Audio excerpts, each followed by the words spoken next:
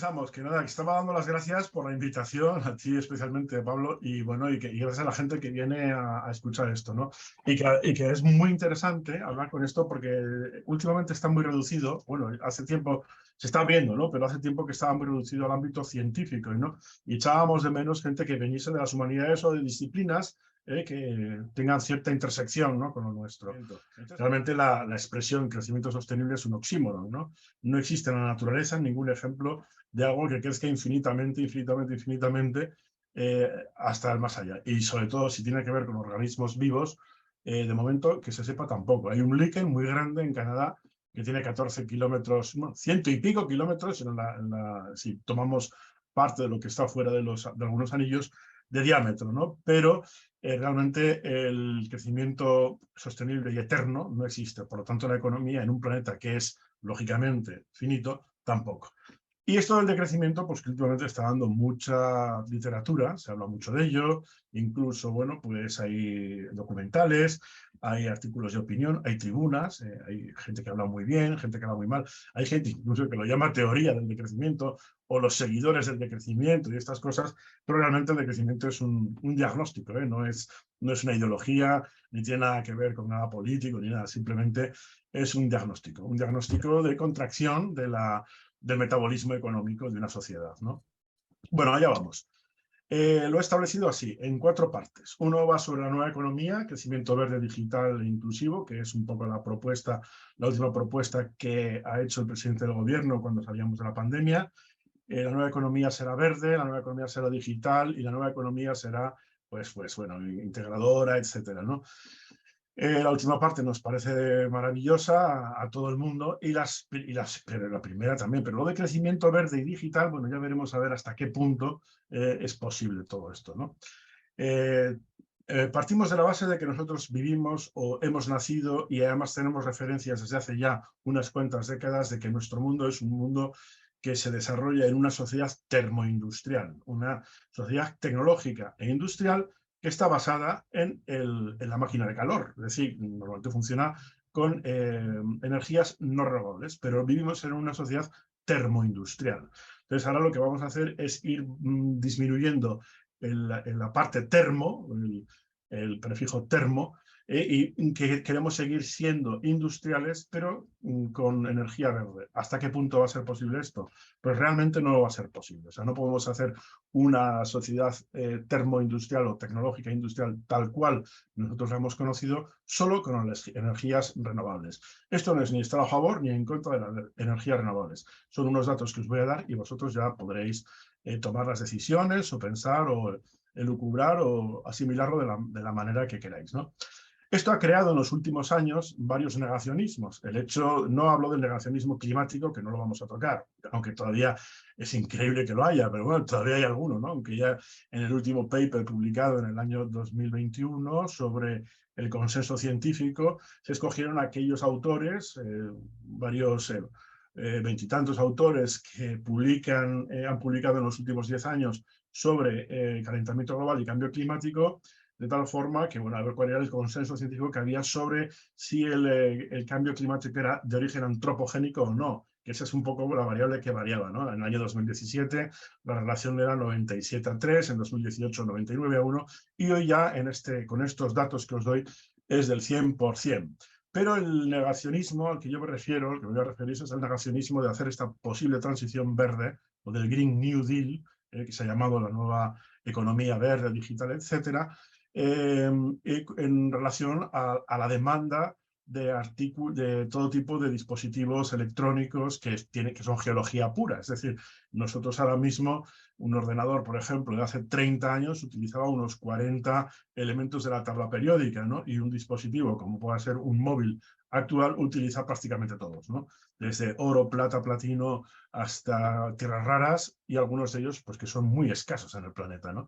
Es decir, que eso, escalarlo a toda la globalización, a todo el planeta, no va a ser posible tampoco, ¿no? Y luego tenemos un negacionismo, llamo yo negacionismo dopado, y nuevas oportunidades. Es un negacionismo que se basa sobre todo bueno, pues en intereses. Más que nada se niegan algunas cosas porque hay una parte que a mí me interesa, aunque a los demás les dejemos un mundo hecho un asco. Tened en cuenta que nosotros ahora mismo somos la primera generación de la historia que ha quemado lo de sus abuelos y lo de sus nietos a través de deuda. Es decir, que nosotros ahora mismo pasaremos a la historia como unas aves de rapiña, ¿no? Es decir, nuestra generación es la generación que ha echado a la caldera todo lo que nos dejaron como ahorro, como herencia nuestros abuelos, pero es que además no nos ha servido. Hemos visto que no era suficiente para nuestro estilo de vida. Hemos metido a la caldera lo que se supone que era para nuestros nietos, ¿no? Bien, eso nos ha llevado a chocar directamente con los límites del mundo físico en el que vivimos.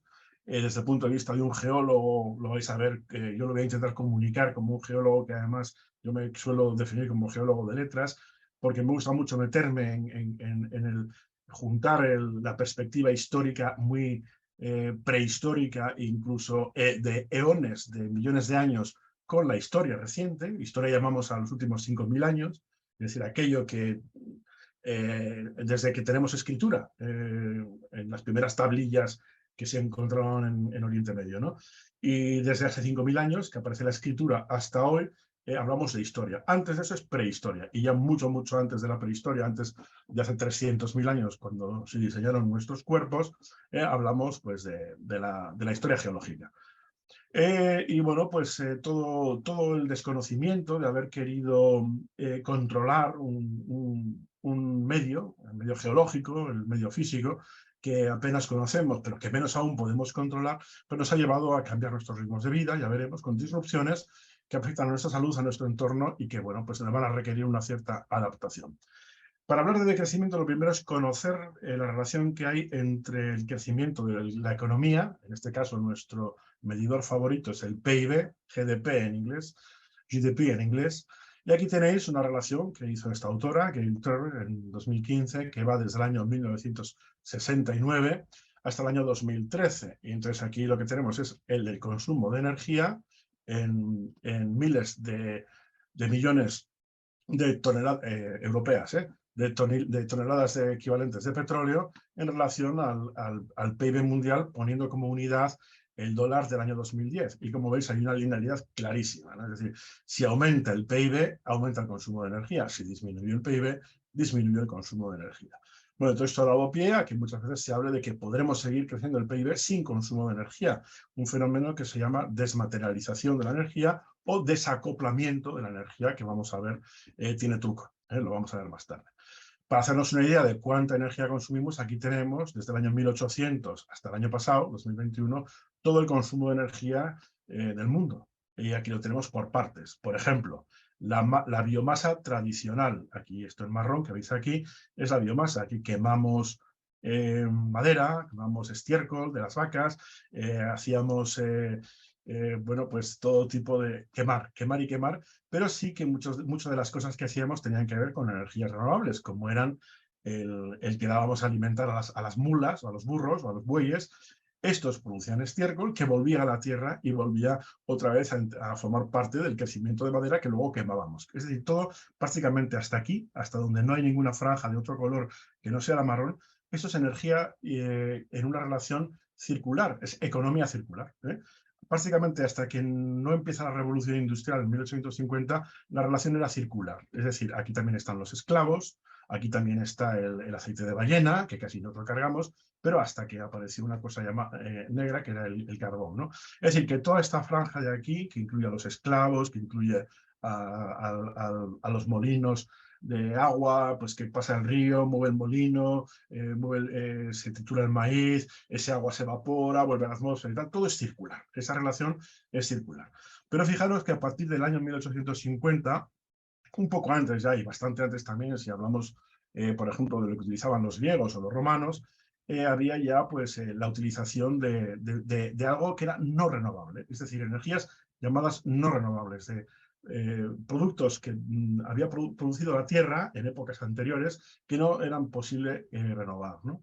El primero en aparecer de manera industrial fue el carbón con la revolución industrial, aunque nosotros ya nos tenemos que remitir a, por ejemplo, el año 1591, cuando en Asturias un fraile, que era Fray Agustín de la Vezes se encuentra una piedra negra en el 1591 que sirve para hacer las veces del carbón vegetal, que era una de las cosas renovables de la biomasa que se utilizaban para hacer herramientas. Entonces le escribió una carta al emperador Felipe II, que en ese momento estaba fundando la villa de Madrid, la villa de corte, estaba llevando la corte a Madrid, y le dijo que, bueno, pues que le pedía concesión para explotar una piedra negra que había encontrado en la costa asturiana, concretamente en Castrillón, cerca de la playa de Arnao, que servía para hacer las veces del carbón vegetal, y con ello podía hacer herramientas, armas, etc. Felipe II le concedió la explotación y ahí comenzó a explotarse el carbón de manera prácticamente local, ¿no?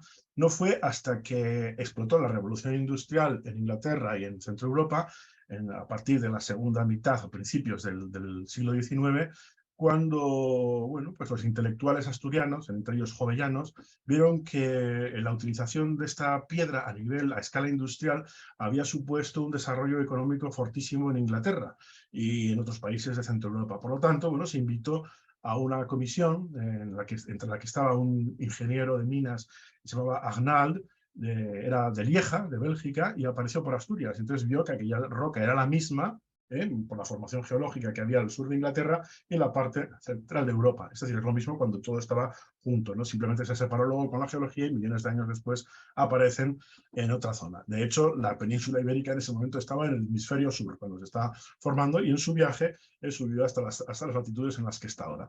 En ese momento, pues, bueno, se empezó a explotar de manera industrial, como quien dice, y Arnald se propuso sacarla directamente de la mina, que era una mina que estaba al lado del mar. Los mineros bajaban por debajo del nivel del mar y sacaban el carbón.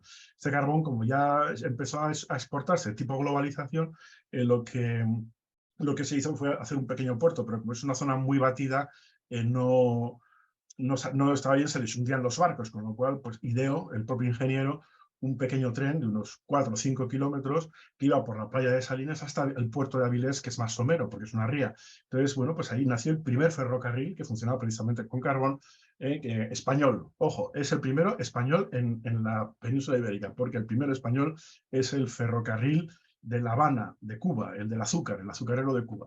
Pero bueno, prácticamente son simultáneos. En ese momento, bueno, pues ya se explota de manera industrial y bueno, avanza el tiempo, y a mediados ya del siglo XX, bueno, pues ya tenemos una serie de vicisitudes, pérdidas de colonias, etcétera, guerras, y bueno, pues aparece la Segunda Guerra Mundial. En ese momento aparece de forma industrial, sobre todo en Estados Unidos, otro elemento también geológico no renovable que se le llamó oro negro, y nunca mejor llamado oro negro, cuya evolución es brutal. Fijaros que ya en 1950 la relación entre no circular y circular ya gana esta por goleada. Es decir, 3/4 partes de la energía que se consume después de la Segunda Guerra Mundial no es circular ya no tiene nada que ver con los periodos circulares y una relación circular con el planeta. Por lo tanto, aquí aparece una cosa que no ha existido nunca en la historia del planeta, y esta es nueva, que es el desecho. El desecho nace justo en este momento. Hasta ese momento la Tierra no conocía el desecho.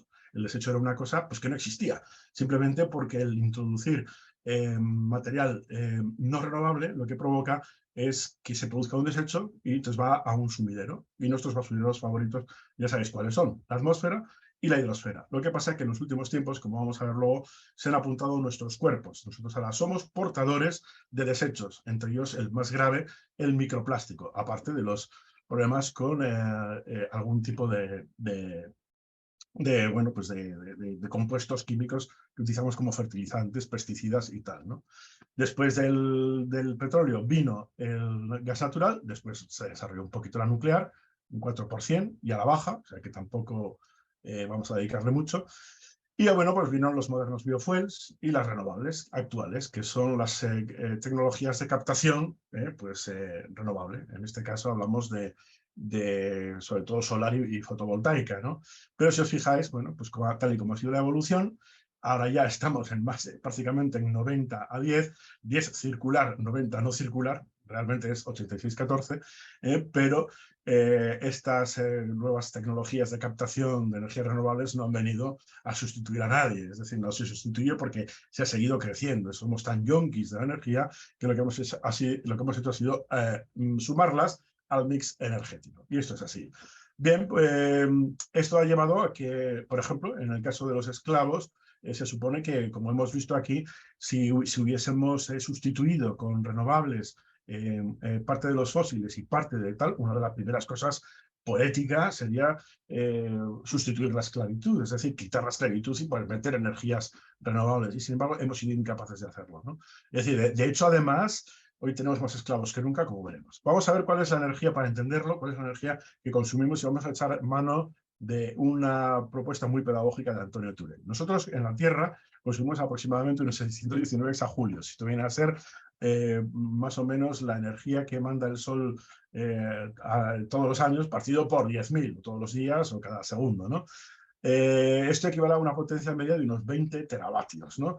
Esto viene a ser que si lo dividimos entre los 8.000 millones de personas que vivimos en este planeta, vendría a ser unos 2.700 vatios por persona en el planeta, de todos los que estamos aquí. Esto supone que si una persona normal, sana, produce 100 vatios, pues al dividirlo todos tendríamos trabajando para nosotros sin hacer nada, por estar aquí, por estar ahí donde estáis, el frigorífico, pues la luz, etcétera. 27 esclavos trabajando 365 días al año, 24 horas al día, todo el año. Es decir, cada uno de nosotros dispondríamos de 27 esclavos. Eso dividido entre los 8.000. El problema está que no en toda la Tierra está exactamente igual de repartido, sino que hay países como Estados Unidos que disponen de unos 200 y pico cada habitante, ¿no? En esclavos virtuales que sobre todo vienen de los combustibles fósiles, ¿no? Por ejemplo, en Alemania serían unos 80 y en el Estado español ahora mismo andaríamos por unos 44, una cosa así. Y luego hay países que disponen de uno o de dos, países, por ejemplo, de África subsahariana o en algunas zonas de América Latina, ¿no? O en Asia incluso, ¿no? Donde la disponibilidad de energía es mucho más baja. Bien, esto sustituyó los esclavos, pues esos virtuales, esos esclavos virtuales, 27 de promedio, pues no. Resultó que precisamente hoy tenemos 27 millones de esclavos en el mundo, que es la cifra más grande que la humanidad haya conocido jamás. Hoy no hay más esclavos que nunca. La mayor parte son niños, aproximadamente 10 millones, que trabajan en el sector textil. Eso es así y bueno, pues es lo que hemos hecho con la energía, ¿no? Para entender qué es lo que nos está pasando con la energía y por qué tenemos un problema de crecimiento, vamos a hacer un análisis en esta rebanada de 50 años, que va desde el año 72, cuando se publican los límites de crecimiento, hasta este año 2022. Y aquí tenéis en gris, por ejemplo, el petróleo convencional, el que ya dio su pico en el año 2006, a partir de ahí está cayendo, ¿no? Bueno, pues este es el petróleo, el que cogíamos directamente, prácticamente, que haciendo un pequeño agujero teníamos un montón de él, ¿no? Más tarde, cuando fuimos más yonkis todavía de la energía y necesitábamos más petróleo, fuimos abriendo pues zonas de extracción en plataformas marítimas de pequeña profundidad, que es esto de aquí, el Mar del Norte, la zona de Noruega, etcétera, ¿no? Más tarde, como queríamos más, ya nos fuimos más lejos y sacamos en plataforma lejana, con ya unas profundidades de varios kilómetros de mar y varios kilómetros de profundidad en tierra, ¿no? Es decir, que había perforaciones kilométricas para poder extraerlo, con lo cual la energía que se gastaba era brutal, ¿no? Y más tarde ya viene por la desesperación, el fracking, que es exprimir rocas prácticamente para sacar algo, y luego ya pues arenas bituminosas y toda la porquería, o sea, cosas pesadas, petróleos alquitranes, arenas bituminosas, que es toda una mezcla porqueriosa, casi como el asfalto de las carreteras, y de todo al final. Pero bueno, de todo esto que veis aquí, lo importante, lo que quiero que os fijéis, es esta franja amarilla, que aquí gorda y aquí pequeña, que viene a ser la energía que se gasta para sacarlo de abajo. Es decir, que en el año 72, o en el 73, cuando fue la primera crisis del petróleo, con esto de aquí, con un barril de petróleo, obteníamos 100. Con lo cual, esos 99 se iban al crecimiento económico, al bienestar, la aceleración, tecnología, crear nuevos coches, museos, hospitales, universidades, todo lo que fue la gran aceleración. Por supuesto, fuimos haciendo motores más eficientes, sobre todo después del año 73, pero poco a poco nos dimos cuenta de que cada vez, para sacar todas estas porquerías que vemos por aquí, utilizábamos más y más energía, hasta que llega un momento en que las previsiones son que para el año 2040 estaremos en 1 a 1, es decir, con un barril sacamos otro, con lo cual no hay negocio que valga. Entonces, no, no es rentable. De hecho, esto ya hace años que se sabe y bueno, todas las empresas del sector conocen perfectamente que esto iba a pasar, porque claro, no se puede descubrir. Hablábamos de que era algo no renovable. Pero como somos tan yonkis de la energía, los años venideros, que va de 2022, por ejemplo, hasta 2040, cuando ya no haya ningún tipo de negocio, pues son críticos, porque vamos a echar a la caldera toda la porquería que encontremos. Pasa lo mismo con el gas, con el carbón. O sea, cada vez usamos productos de peor calidad, cada vez gastamos más energía en obtener esa energía para quemar, cada vez quemamos más para encontrar algo que poder quemar. El caso es que todo eso va a la atmósfera y hemos montado un tinglao atmosférico brutal con un caos climático que todos conocéis, del cual no vamos prácticamente a hablar, ¿eh? Así que, bueno, esto es conocido, sobre todo a partir del año 2014, las empresas del sector dejan de invertir en nuevos campos porque no hay nada que rascar ya, y entonces lo que nos dedicamos es a ir acabando los que nos van quedando. Así que de vez en cuando aparece la típica noticia, no sé cuántos 1.000 millones de barriles, pero todas ellas, que tienen mucho bombo y platillo en la prensa, realmente no suponen nada, ¿eh? Son 3 días de consumo mundial o igual pues un mes de consumo para un país determinado, como puede ser España o lo que sea, ¿no? Ningún descubrimiento tiene ahora mismo las características de los que se descubrieron, por ejemplo, en la década de los 70 o de los 60, ¿no? Que fue cuando más volumen pudimos controlar, ¿no? Bueno, pues este es el problema. A partir del año 2014 dejan de invertir. Hay casos como el de Repsol. En general se deja de invertir un 60% en nuevas investigaciones, pero hay casos como los de Repsol en que se deja de invertir hasta un 90%. Entonces, bueno, esto se sabe, hablan con los gobiernos y realmente lo que se produce aquí a partir del año, sobre todo 2020, aunque ya viene de antes, es un cambio y se empieza a hablar de transición energética. De tal forma que, bueno, lo que se va a hacer es hacer un cambio, ¿no? Introducir las renovables para sustituir a todo esto. Y como hemos visto, eso no ha pasado. Pero es que ahora ya tenemos un retrovisor muy bueno, 3 años y medio, que han pasado desde que acabó la pandemia y se aprobaron los fondos para recuperación y resiliencia, o los fondos Next Generation EU, nunca mejor dicho, próxima generación, que es la que va a pagar del pato, para que veamos qué es lo que ha pasado con esos fondos. Y esos fondos han ido a parar precisamente, 3 años y medio es suficiente para verlo, han ido a parar precisamente a esas empresas que dejaron de invertir. Por lo tanto, está claro que estamos sufragando con deuda, o sea, aparte de como nosotros, entre nosotros, como hicimos el año 2008 de manera descarada con los bancos, lo estamos haciendo ahora mismo de manera un poco velada con estas grandes empresas energéticas, de tal forma que esta deuda va a recaer en las generaciones futuras. Ellos, el problema que tienen es que no pueden tomar decisiones de las decisiones que sí estamos tomando nosotros. Nosotros hemos acordado, por el artículo 33, que le vamos a pagar este cambio de negocio, vamos a sufragar entre todos y con su dinero de las próximas generaciones el cambio de negocio de estas empresas, en vez de tocar lo que sí podemos tocar, que es la organización social. El problema de hacer esto es que estamos comprometiendo el futuro a personas que no están aquí para poder tomar decisiones, ¿no? Pero esto tiene 2 problemas gordos. Uno, la deuda que le estamos dejando a nuestros nietos, y segundo, estos años críticos del 2022 prácticamente hasta 2030, donde o paramos ya o fijaros que vamos a meter cada vez más porquería en la caldera para obtener cada vez menos energía. Y ese es el problema que tenemos. Nos pasa como Alicia en el país de las maravillas de Lewis Carroll, que ella, la reina roja, tiene que estar corriendo cada vez más deprisa para mantenerse siempre en el mismo sitio. Este fenómeno de pérdida, de inversión cada vez mayor para obtener menos energía se llama tasa de retorno energético.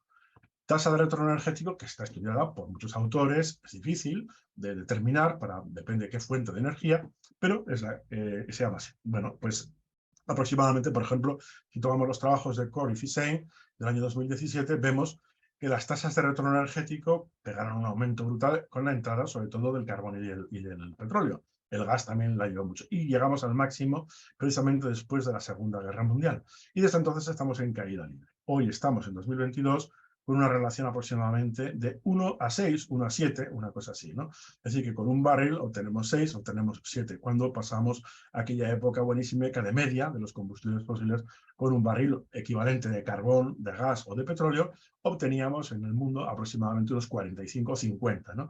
Es decir, esta caída es irreversible, se trata de productos o de si queréis, recursos no renovables y por lo tanto está condenada a seguir disminuyendo hasta que, como os decía, lleguemos al 1 a 1 que será enseguida, ¿no? Por lo tanto, ¿qué escenarios hipotéticos tenemos? Pues bueno, ha sido muy estudiado también porque lo importante aquí es meter en el debate cuál es la tasa de retorno energético mínima a partir de la cual podríamos llegar a seguir manteniendo una sociedad tecnológica industrial como la que hemos conocido todos nosotros. Si aumentamos la energía, aumentamos el uso de recursos, aumentamos la población, aumentamos la contaminación y aumentamos la economía financiera. Y si nos vamos a qué ha pasado en el tiempo, tenemos una parte que sí que podemos mirar por el retrovisor, que es el pasado, en el que están incluidas la época de agricultores, la revolución industrial y cuando nacimos todos los de los años 60 y 70, el baby boom, ¿no? Y aquí empieza el siglo XXI, ¿no? Esta cultura preindustrial, bueno, pues se llamó así hasta que apareció el ascenso industrial, el gran ascenso industrial con la entrada sobre todo del petróleo, como se decía, y el gas, ¿no? Primero el carbón, luego el petróleo y luego el gas, pero el petróleo fue la revolución brutal, ¿no? En ese momento llegamos a un momento pico muy importante, que es el pico de extracción del petróleo crudo, que la Agencia Internacional de la Energía, un órgano corporativo del, y que asesora a los gobiernos y tal de la OCDE, pues advierte en el año 2010 bueno, pues que había sido el pico del petróleo, del crudo convencional, del bueno, de la franja gris de abajo que vimos antes, había sido en el año 2006. Y desde entonces fuimos metiendo pues cada vez más porquerías esas de colores, ¿no? Lo cual nos costaba cada vez más energía. Bueno, pues aquí viene el futuro. ¿Qué nos separa el futuro? Bueno, pues tenemos varias teorías. Tenemos quien piensa que podemos seguir creciendo gracias a la tecnología, es decir, vamos a ser cada vez más eficientes, vamos a incluso a encontrar nuevas fuentes de energía, la fusión que siempre está ahí dentro de 40 años, bueno, pues sigue dentro de 40 años y muchas cosas más. Luego tendremos otra propuesta que sería una estabilidad tecnoverde, en la que, bueno, entraríamos en una economía de estado estacionario, aquí ni se crece ni se decrece. Tenemos también gente que habla de colapso, es decir, colapsa completamente la civilización. Tenemos buenos representantes colapsistas en España, como, yo que sé, por ejemplo, Carlos Taibo, o bueno, incluso Jorge Ritzman habla de colapsos por parte, es decir, teníamos un colapso de pequeños, localizados en el tiempo, en el espacio y tal, en sectores económicos que poco a poco pues, van dejando de funcionar, ¿no? Y tendríamos también un decrecimiento energético con un descenso energético, que es lo que hemos llamado la transición energética, ¿no? Pero aquí yo creo que es lo que se ha escogido. Lo que pasa es que esto conlleva un menor uso de energía, un menor uso, una disminución de la población, una disminución de la contaminación y una disminución de la economía financiera. Y eso es el problema que tenemos con el sistema financiero, ¿no? Por ejemplo, dice Pedro Prieto, que es, bueno, pues fue presidente de la Asociación para Estudios de los Recursos Energéticos, que la simple idea de que no podamos seguir creciendo económicamente pone los pelos de punta al sistema financiero mundial, que se basa en la necesidad objetiva de estar continuamente creciendo de manera infinita, eterna y sin límite, ¿no? También tenemos los datos que nos da Pat Murphy, ¿no? Que en nuestra época actual es vista como la del sorprendente progreso tecnológico. Nos hemos acostumbrado a tanta tecnología que creemos que la tecnología prácticamente puede sustituir a Dios, ¿no? Es decir, siempre va a haber una solución primero científica que lo va a estudiar y luego la tecnología que lo va a avalar. Bueno, vamos a fijarnos en España. En España, si vemos cómo ha evolucionado el consumo de energía por fuentes, ¿no? De carbón, petróleo, gas, hidráulica, nuclear, eólica y solar y geotérmica y biomasa y tal y cual, desde el año 90 hasta el año 2018, en este caso, aquí falta el 18, pero bueno, vemos que tenemos un máximo de consumo energético que se dio precisamente en el año 2008, cuando colapsaron los mercados. Y a partir de aquí vamos cayendo, cada vez se va consumiendo menos y menos energía y esto tiene tendencia a ir creciendo, ¿no? Fijaros que aquí lo primero que cae es el carbón, bueno, por leyes, porque nos quitamos el carbón de encima, que es muy contaminante y tal. También hay una disminución del petróleo y bueno, lo que sí que se ve que crece son las energías llamadas renovables, las que actualmente llamamos renovables, ¿no? Que es esta franja naranja de aquí. Su reflejo en lo que es la electricidad, que supone la energía eléctrica, que supone el 20% de la global, vemos que quien manda, como en este caso, es el gas natural. Es decir, que quien ha mandado básicamente dibuja lo mismo, un máximo en el año 2008, y luego ya empieza a caer todo, ¿no? Fijaros, por ejemplo, en el caso de la nuclear, cómo va cayendo poquito a poco. En el caso del carbón también, pues hay una caída importante. Y bueno, pues el gas natural ha sido el que ha tirado para adelante para la producción de energía eléctrica. Y luego vemos aquí como, por ejemplo, la eólica ha subido bastante para la creación de energía eléctrica, hasta llegar aproximadamente a ser un veintitantos por cien y con picos básicamente en los que lo lleva todo cuando es posible, ¿no? Bueno, pero lo importante saber es cómo se distribuía en esta rebanada, es decir, después del colapso de los mercados y de la caída de la actividad económica, por lo tanto de la caída de la actividad energética, del insumo energético, esta fotografía que se produce en el año 2007, cómo se distribuía, porque es interesante saber cómo se distribuía la energía en nuestro país, y se distribuía así. Es decir, normalmente se producía, la relación de diferencia generación-demanda que se produce en el Estado español es esta. Prácticamente produce en el noroeste peninsular, Galicia, Asturias, la central nuclear de Almaraz en Extremadura, y bueno, los saltos hidráulicos sobre todo que ha venido siendo, y las centrales de carbón y de ciclo combinado que hay por esta zona, para suministrar al centro de Madrid, donde vive 7 millones de personas, es decir, el 15% de la población en un lugar que no produce nada absolutamente que pueda garantizar la vida, ni alimentos, ni nada. Por lo tanto, esto también sirve para reflejar otros recursos alimentarios, recursos de consumo diario, etc. Es decir, que es prácticamente lo mismo. Madera, por ejemplo, aquí se sacrifican los bosques y los ecosistemas del noroeste peninsular para suministrar material a donde están los domicilios fiscales de las grandes empresas que cotizan en bolsa. Iberdrola, Petronor, Endesa, bueno, están todos aquí en Madrid, ¿no? Es decir, que este trazado, también tenemos un pequeño agujero aquí, como veis, en el País Vasco, es una comunidad basada sobre todo en alta tecnología, con muy poca producción de cosas. De hecho, en el País Vasco, por ejemplo, solo se come el 10% de los alimentos que se producen, allí el resto viene de fuera, el 90% viene de fuera, y otro sumidero lo tenemos en la zona metropolitana de Cataluña. Es decir, que esto pudo ser posible gracias a la existencia de energía no renovable, de combustibles fósiles, de tal forma que si queremos saber qué se produce con los desechos que se produce tanta gente aglutinada y aglomerada en un sitio tan pequeño, pues le damos la vuelta al calcetín y simplemente tenemos los fuegos al revés. Es decir, toda la porquería que produce Madrid, Barcelona o Bilbao tiene que salir de fuera y va para las zonas vecinas, ¿no? Esto es así por motivos históricos, y es por lo que os decía antes, lo pasó con Fray Agustín de Naveses, cuando lo dijo a Felipe II en el año 1591, que ya estaba montando la Villa de Corte. Él tenía un sueño que era sacar un puerto, porque claro, el Imperio Español no tenía límites en el mundo y la mayor parte de todos los recursos venían de ultramar. Con lo cual, bueno, lo ideal para él hubiese sido tener una salida al mar con un puerto en Madrid, y entonces lo intentó hacer por el Guadalquivir. Pero claro, no fue posible hacer el canal porque no había ingeniería y era imposible hacerlo. Más tarde, su descendiente, su nieto, intentó hacerlo por Lisboa, a través del Tajo.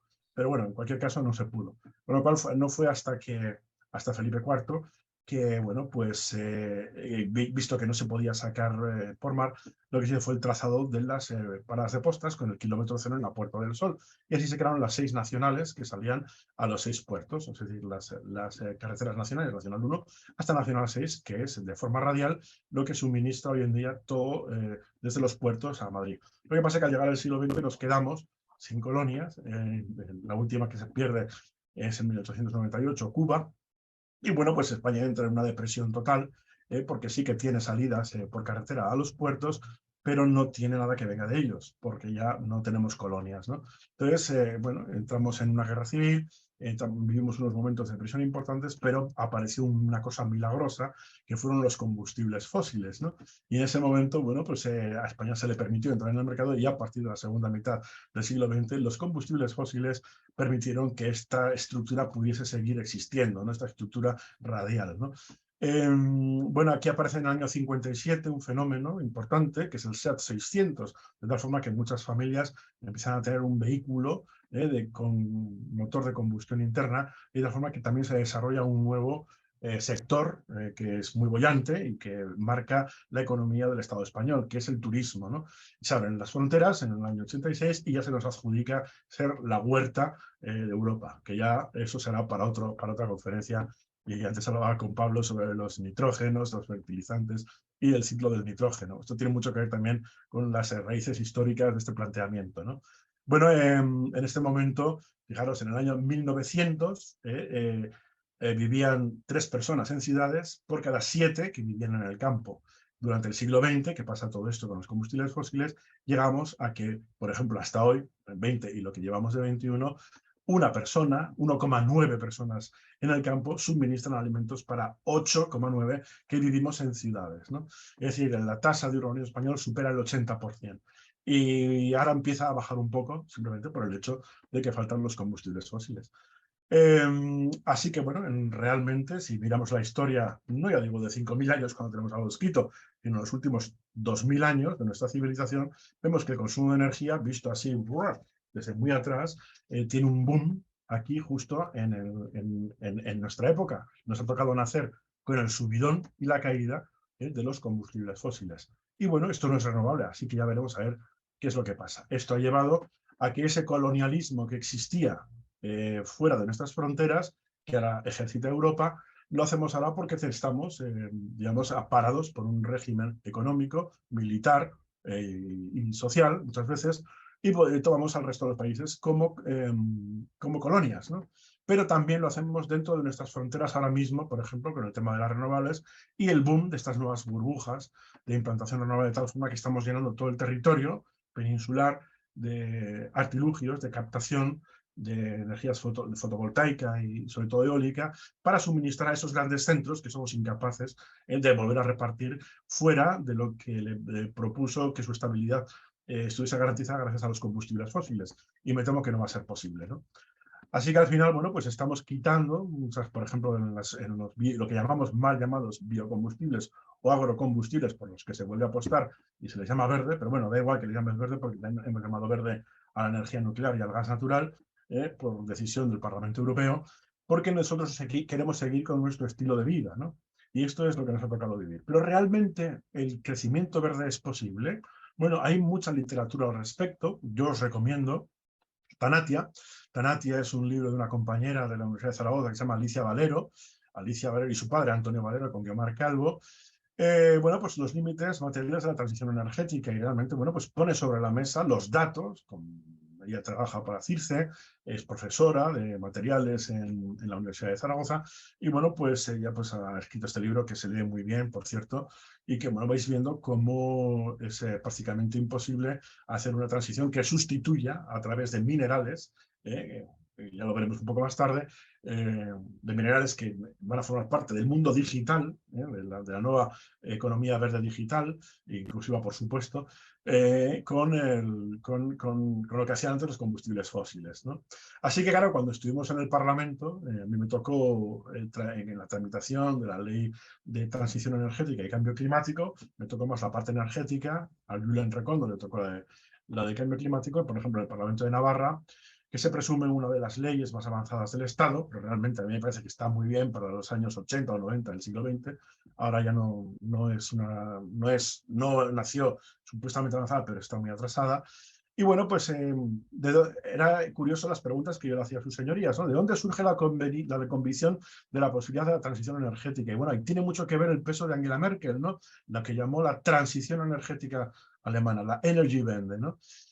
Entonces les pregunta, ¿quiénes son los soñadores? Porque ustedes dicen que nosotros somos unos barbudos ecologistas soñadores que estamos en contra del crecimiento y en contra del progreso y tal y cual, porque estamos poniendo los datos sobre la mesa de este problema, cuando en realidad ustedes son los soñadores porque están queriendo hacer cosas que no se pueden, están violando todas las leyes físicas y las leyes de la termodinámica, porque es que no existe, o sea, están empezando con unas varitas mágicas y ahora vamos a ver por qué. Vamos a contraponer la pobreza con la miseria, el crecimiento con el bienestar, tal. ¿Existen motivos para creer en la disociación entre la discusión científica y la mediática? ¿Por qué si aquí hay unos parlamentos y nosotros con ustedes hablamos una cosa, mañana sale que se ha descubierto no sé qué y que nos va a proporcionar vehículos eléctricos para todos cuando sabemos que eso es imposible, ¿no? Es decir, hay un diálogo que tenemos los científicos, hay un diálogo que mantenemos los científicos con algunos políticos, y luego hay una proyección mediática que no tiene absolutamente nada que ver con lo que se trata entre bambalinas, ¿no? Bueno, y si hay espacio para esa transición energética propuesta, ¿no? Y realmente yo creo ya que ha fracasado, ¿eh? Tenemos suficiente tiempo para ver que la propuesta de sustitución de toda la parte contaminante no renovable por eólica y solar no tiene sentido, ¿no? Por lo tanto, vamos a decrecer en consumo de energía y, como ya hemos visto, si bajas el consumo de energía, bajas la economía. Entonces, bueno, pues aquí surgen ciertos negacionismos, ¿no? Como que podemos disociar el consumo de recursos geológicos, sobre todo energéticos o minerales, del crecimiento económico. Ya veremos. Bueno, así que en el año 2020, recién salidos de la pandemia, aquí los tenéis a todos con mascarilla, se junta el gobierno, la patronal, los sindicatos, firman el Pacto de Reactivación Económica y Empleo, en el que la nueva economía, ya han pasado 3 años, ojo, casi desde que salimos de la pandemia, va a ser enseguida, va a ser verde, digital e inclusiva. Y entonces es cuando se propone todo. Pero, ¿qué tenía esto de nuevo? Pues prácticamente nada. Porque en el año 2008, ya después del batacazo de los mercados y de la crisis que comenzó y que nunca va a acabar, Merkel y Sarkozy, Angela Merkel y Nicolas Sarkozy, en el año 2008, ya dijeron que iban a refundar el capitalismo. Y lo iban a hacer precisamente con una economía que iba a ser basada en la evolución digital, inclusiva, bueno, verde y todo el rollo, ¿no? Pero es que, claro, de esto tenemos 2 años y pico, casi 3 de retrovisor, pero es que esto tenemos 13 años de mirar para atrás, ¿no? Entonces tenemos buena información. ¿Qué pasó con 2020? El Smart 2020 se crea en el año 2008. Nos mandan a todos los directivos de las universidades, a las reuniones, a la presentación que hizo Telefónica en España, concretamente empezó en Bilbao, y nos llevaban a los directivos a porque va a ser el futuro verde, van a disminuir las emisiones de CO2, va a aumentar el PIB y no sé qué, no sé cuánto, todo prácticamente en un 20%. Todas las cosas buenas aumentaban en un 20% y todas las cosas malas disminuían en un 20%. Y todo esto era gracias a que se incorporaba en todos los itinerarios productivos las nuevas tecnologías de la información y el conocimiento de carácter digital. Fue el año en que salió el peor producto tecnológico votado de forma democrática por la mayoría de los usuarios de todos los tiempos, que fue Windows Vista, ¿no? Ese año, por eso hice yo este artículo, nos dijo que Windows Vista, se empieza a trazar en el 2000, y llegamos a 2020, y nada de aquello sucedió. Aumentaron las emisiones en un 15% aproximadamente. El sector digital ahora mismo está consumiendo un 3% más o menos, está emitiendo un 3% de los gases de efecto invernadero y creciendo a una velocidad de vértigo. No subió el PIB un 20%, y en fin. Al final lo que nos quedó claro es que toda tecnología, si no hay una energía barata, versátil que la respalde, no es nada más que una escultura, ¿no? Por lo tanto, empecé a participar en foros relacionados con esa transición a los 5G, en los que, bueno, pues la base geológica que podría propiciar el crecimiento de estos minerales, la extracción brutal con diésel, ojo, no existe la minería eléctrica, no existe la minería solar, no existe la minería fotovoltaica, o sea, los mineros, la minería se hace con gasoil, es decir, es totalmente petróleo dependiente. Nos lleva a pensar que, bueno, toda tecnología está basada en la quema de combustibles fósiles, porque realmente quien ampara el 5G, quien ampara las nuevas, habría que multiplicar por 100 las estaciones base, para la New Radio, que se llama, para el 5G, pues habría que hacer una minería brutal, no solo de hormigón, sino también de tierras raras, semiconductores, etcétera. No solo para los dispositivos, sino también para las emisiones y los centros de datos, ¿no?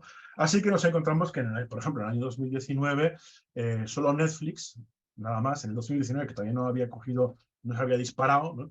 Emitía en un día unos 664,8 millones de horas de programación para todo el mundo, ¿no? Esto viene a superar aproximadamente unas 5,3 toneladas de CO2, que viene a ser más de 1.500 coches, completando la vuelta al mundo, unos 25.000 kilómetros, con una emisión media de unos 120 gramos por kilómetro, ¿no?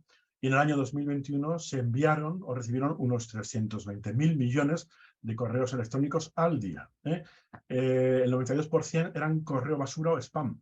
Y esto supone unas emisiones, cada uno de ellos, entre 14, si no llevan nada, y 50, si van un pequeño vídeo o unas fotografías, de CO2. Bien, esta parte la podéis encontrar, cuál es el coste, en este paper, que es el coste del vivir online, ¿no? Así que, bueno, empezamos a pensar que los centros de datos de por sí, de los que tanto presumen, en este caso hay 600 y pico centros de datos en el planeta, la mayoría son de Microsoft, de Google, de Facebook, y ahora de los Musk también, enormes gastos de capital y energía para poder hacer esta transición. Bueno, tendríamos que buscar zonas para implantar más de 100 veces todas las estaciones base que hay. Todos los repetidores hay que multiplicarlos por 100. Antenas, cableados, bueno, todo esto, ¿no? La minería metálica y rara son con mantenimiento mucho más frecuentes, porque a veces fallan y hay que mandar un técnico para que lo revise y tal y cual. Al multiplicar por 100 hay que multiplicar por 100 seguramente el mantenimiento también. Habría que ver nuevas combinaciones de semiconductores inalámbricos, de inteligencia artificial para bajar la producción cuando no se esté utilizando, porque el 5G tiene una característica especial y es que es multiconexión. Es decir, tú si no estás conectado a un solo lugar de emisión, ¿no? Sino que tiene la característica de que puedes estar en varios al mismo tiempo, ¿no? De tal forma que a veces incluso hay más repetidores que usuarios, ¿no? Pero el caso es que todos coincidían en el mundo de las empresas relacionadas con la alta tecnología en que todo esto iba a ser un cambio gigantesco y que, bueno, pues que iba a dar unas grandes oportunidades de negocio, que muchas veces es lo que interesa. Pero si nos fijamos en los mismos autores que vimos antes, Hussein y Kort, y estudiamos esta relación de las revoluciones tecnológicas que ha habido desde el año 1750, primero con el carbón en Inglaterra. Es verdad que hay podríamos hacer una gran ola, la gran ola de cómo ha evolucionado, y como veis, otra vez coincide que a partir de la segunda mitad del siglo XX cae no la tasa de retorno energético, sino en este caso la productividad total de factores, que es un baremo que se mide pues, de productividad económica, trasladando la tasa de retorno energético y la disponibilidad de materiales a lo que es el mundo económico, ¿no? Y lo empalmamos directamente con lo que se producía en el año 1869 hasta 2014 en Estados Unidos. Vemos que hay varios altibajos. Aquí aparece la primera revolución industrial, el motor de vapor. Bueno, pues a pesar de que tiene pequeños bajos por guerras, etcétera, la caída de la bolsa en el año 29, etcétera, se recupera con el petróleo y con el gas, pero bueno, tiene otro bajo en la Segunda Guerra Mundial, etcétera, pues la crisis de los años 20, en fin. Empieza a caer y aparece lo que es la segunda revolución industrial basada en el motor de combustión, cuando se extiende el motor de combustión para el transporte, para el ocio, para todo. Y ya en las casas aparecen que hay varios vehículos por familia, ¿no? Y bueno, pero sin embargo sigue cayendo la productividad, ¿no? Y al final tenemos un subidón, que es esta última parte, que es la tercera revolución, la revolución digital, la revolución de las tecnologías de información y conocimiento, pero es tan esbelta, es decir, muy alta, sí, pero muy estrechita en el tiempo, con lo cual, con la caída, sobre todo de las subprime, perdón, de las tecnológicas en el año 2000, pues vuelve a caer otra vez. Es decir, que esta es en la que estamos ahora y seguimos en decadencia, ¿no? Por lo tanto, bueno, pues tendríamos que buscar para que funcionen los datos y poder digitalizar la economía de tal forma que no dependamos tanto de los recursos energéticos y de los recursos minerales, para tirar de eficiencia energética. Hablamos de energía verde, sería sustituir todo por renovables, cosa que no va a ser porque estos grandes centros de datos consumen una barbaridad de energía nuclear, de carbón, gas y petróleo. Se tiende a la utilización de energías renovables. Tendríamos edificios que tendrían que ser ecológicos para distribuir toda la información, como lo que estamos haciendo ahora. Yo no sé a través de qué servidor estaremos, pero de alguno que está consumiendo mucha energía, ¿no? Para ver todo esto, para que yo hable por aquí en mi casa y vosotros lo podáis ver donde estéis. Una gestión de la climatización, porque, claro, que se calientan mucho. De hecho, muchos de ellos están en zonas muy al norte, casi cerca del polo y algunas dentro del polo, para poder mantenerse refrigerados, ¿no? En zonas en donde no haya terremotos, inundaciones, etcétera, ¿no? Y con eficiencia energética al 100%, ¿no? Lo más. Es decir, que mientras esto va creciendo, resulta que el sector del digital se va transformando en una especie de capitalismo de vigilancia, y vemos que prolifera un seguimiento interminable de perfiles de usuarios con una orientación algorítmica para distribuir publicidad. Es decir, que realmente abrimos el limpiador, por ejemplo, de Android para limpiar memorias caché y tal y cual, y de repente un anuncio de un juego o no sé qué, ¿no? Eso está consumiendo energía. Es decir, que tenemos un problema y ya veremos cuánto es, mucho. Así que, bueno, pues los mismos autores o directivos de Samsung, perdón, de Samsung sí, pero también de Huawei, en este caso, en un paper que se publica en el año 2014, pero que se revisa en 2020, nos dice que bueno, los análisis muestran que a partir de precisamente este año, 2023 más o menos, habría un crecimiento, en el peor de los casos, de consumo energético de los centros de datos brutal. O sea que en la rebanada 2010-2030 se iba a lanzar esto hasta llegar a un momento en que podríamos llegar a consumir hasta el 51% de la electricidad global y tener el 23%, provocar el 23% de emisiones de CO2 solamente con el sector digital. Es decir, este tipo de sustitución de movimientos, de viajes y tal igual por conexiones digitales, por ejemplo, ¿no? Existen otros, estudiaron otros escenarios más favorables, pero bueno, más o menos el intermedio se quedaría también en que hay una explosión del consumo digital, ¿no? Más tarde, en el año pasado, en 2021, bueno, otros autores, en este caso Martin Winshoven, espera que la ley de Moore, que sabéis, la conocéis todos, eso quiere decir que cada año los productos, los microchips, los procesadores, las memorias RAM son un 25% más eficientes y más rápidas. Eso llegaría a un momento en que se acabase. Claro, porque no puedes estar bajando y tener el mejor consumo del mundo simplemente porque tú lo quieres, sino que hay un límite físico. Y eso se va a producir precisamente entre 2021 y 2023. Es decir, estamos ya inmersos en que ya no van a mejorar mucho más los procesadores, no van a ser más rápidos. El 306 GHz que nos parecía una pasada del Pentium 4 aquel de los años principios del siglo XXI, pues bueno, pues se superó con Boost y con otras tecnologías, pero al final pues no se va a mejorar demasiado, ¿no? Y bueno, pues aquí hicieron aquí tenéis la gráfica que hemos visto antes del autor de Huawei, y bueno, pues aquí algunas de ellas suponiendo con intervalos de confianza importantes, ¿no? Es decir, que incluso si metemos el problema de que bueno, la gente va a empezar a tirar del Internet de las cosas, la inteligencia artificial, la industria 4.0 y tal y cual, no vamos a sobrepasar incluso las expectativas del autor de Huawei, ¿no?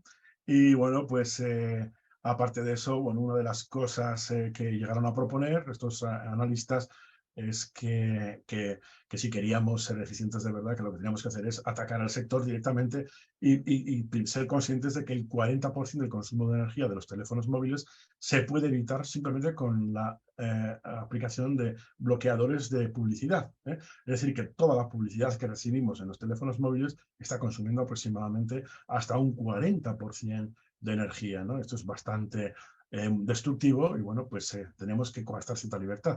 ¿Qué dice el sector, los fabricantes, los que generan los planes, los que piensan, ¿no? Por ejemplo, Capgemini es una empresa británica que se dedica a la implantación de todos estos centros de datos, de las redes internacionales y tal y cual, ¿no?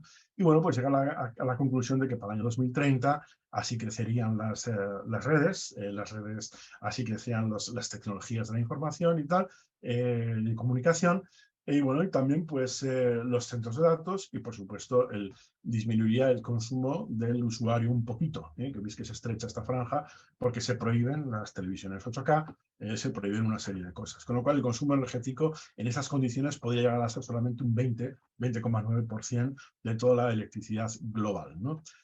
Por lo tanto, ¿son los centros de datos y la sostenibilidad tienen que estar reñidos? Bueno, para ellos no. Dicen que tendríamos que invertir en investigar qué hacemos, porque en los centros de datos ahora mismo el 35% de la energía consumida se utiliza para alimentar equipos de refrigeración. Entonces, bueno, tenemos un problema sobre todo por el hecho de que ya no podemos acceder, no solo por la guerra de Ucrania, sino por el final de los propios recursos fósiles. No podemos acceder a fuentes baratas, densas, versátiles de energía, como lo hacíamos hace 20 años, ¿no? Bien, fijaros otra cosa. Por ejemplo, Google. Google, si abrís a Google, encontraréis que es emisión neutra de carbono desde el año 2007. Bueno, ellos presumen de ser muy verdes y tal. Google utiliza nuclear, utiliza carbón, utiliza de todo, o sea, de todas las energías. Lo que pasa, lo que hace es comprar indulgencias, compra bosques, bueno, tiene recursos suficientes como para, bueno, pues hay empresas que te dan un certificado de que tú eres verde, ¿no? ¿Por qué? Pues porque he echado tanto a la atmósfera, pero lo compenso poniendo no sé cuántos bosques. Muchas veces hablamos de que no son bosques, sino que son plantaciones industriales en monocultivo, es decir, que sería cultivo intensivo de una sola especie, eso no es un bosque. Eso no mantiene la biodiversidad y prácticamente tiene un efecto muy pequeño con respecto al clima, ¿no? Pero bueno, os lo encontráis y bueno, siempre vais a encontrar que ellos presumen de ello, ¿no? No son los únicos, ¿no? Y aquí vienen muchos de los negacionismos. Vamos a hablar de los negacionismos que yo, por ejemplo, percibí en el Parlamento. Esta es la Comisión de Transición Energética y Cambio Climático que se dio aquí el año pasado, justo hace un poco más de un año ahora mismo, en Navarra. Les hablé de estas cosas que os estoy contando. Y bueno, pues encontré que, bueno, que las preguntas iban, y bueno, pero ¿cómo es que no podemos hacer la transición energética y sobre todo pasándonos en las tecnologías digitales y vamos a prácticamente desmaterializar y virtualizar la economía, ¿no? Bueno, pues el sector minero se involucró en esto en el año 2015. Ellos mismos quisieron saber qué iba a ser de su futuro, porque el sector minero, con muchos geólogos y muchos ingenieros de minas, querían saber qué podría pasar en el futuro. Y lo que hicieron fue, bueno, pues que la nueva red global de conocimiento, a la que podríamos llamar noosfera, siguiendo a Pilar de Cerdán a Vladimir Vernadsky, el geoquímico ruso, podríamos pensar que, bueno, pues que utilizando un aparato típico del año 2015, podríamos llegar en el año 2050 que solamente el sector digital consumiese toda la energía que se consumió en el año 2010. El año 2010 es un año clave, es un año ecuador, que yo llamo. Es un año a partir del cual sucede una cosa importantísima en la vida del planeta. En el año 2010, más de la mitad de la población comenzamos a vivir en ciudades. Esa es una nueva experiencia para la vida en el planeta, y en el año 2010 se consumió una serie de energía muy grande y empezaron las formas no convencionales de extracción a hacerse, digamos, globales, como el fracking, etcétera, y las arenas bituminosas de Canadá o las pesadas del Orinoco de Venezuela, porque estábamos desesperados por la energía. Pero si el propio sector minero se planteó tener unos equipos con 1000 veces más eficientes que uno de 2015 y poder conseguirlo en el año 2025, posiblemente en el año 2070 se consumirían toda la energía que se consumió solo por el sector digital, se consumió entre el año 2010 y el año 2070. De tal forma que si esto es verdad, el planeta estaría frito. Es decir, dentro de 3 siglos, a este ritmo, los océanos estarían hirviendo ya. O sea, que si encontramos una fuente de energía barata, versátil, eterna, una fuente limpia y dura, esta es la cantidad de veces que nos reproduciríamos, que acabaríamos con todos los ecosistemas y calentaríamos tanto el planeta que prácticamente en 300, 400 años tendríamos los océanos hirviendo, ¿no? Es decir, esto no es posible y ojalá no la encontremos, ¿eh?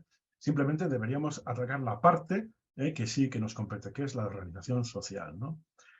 Por lo tanto, no quedaba ningún sector de la economía, ni el transporte, ni la tecnología, ni el tecnológico, ni la construcción, ni ninguno, que no se emocionase con el futuro y los nuevos modelos económicos digitales.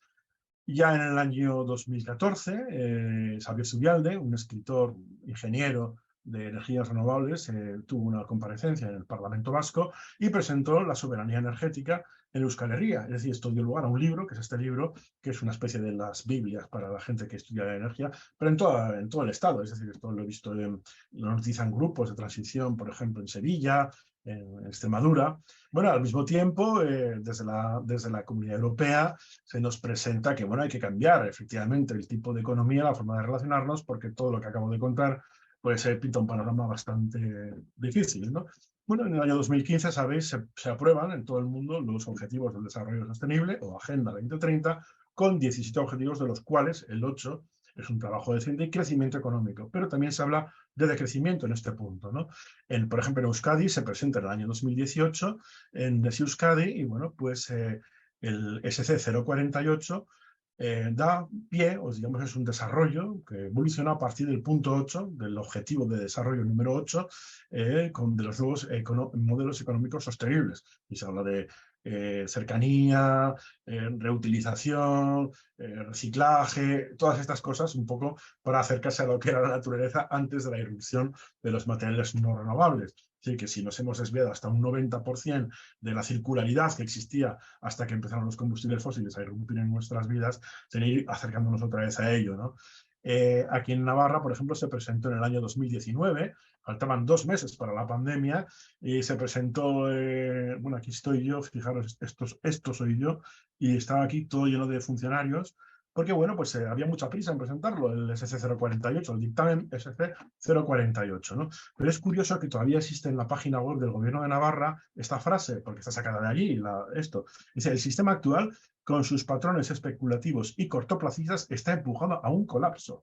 Esto es el Gobierno de Navarra, ¿eh? Lo pone allí. Con esto, pues directamente presentan el dictamen SC048, nuevos modelos económicos sostenibles para afrontar a través de la economía circular, colaborativa, economía del bien común, social, solidaria, bla, bla, bla, bla, bla, bla, todos los retos económicos actuales. Esto se presenta muy platillo, vienen todas las consejeras, los consejeros, lo plantean, y el día siguiente va acompañado con los nuevos modelos económicos sostenibles y la transición global hacia un nuevo modelo energético, en el que, bueno, por supuesto, todo es renovable.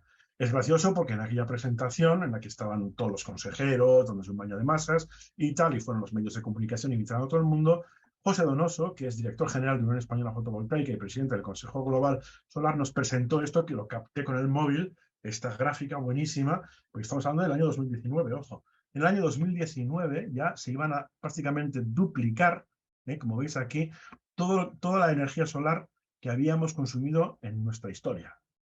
Y ya en el 2020 triplicar, 2021 cuadruplicar y 2022 quintuplicar. Es decir, que esto íbamos a pegar un subidón brutal, ¿no? Que tenemos datos de sobra ya por el retrovisor para ver que esto no ha sido posible.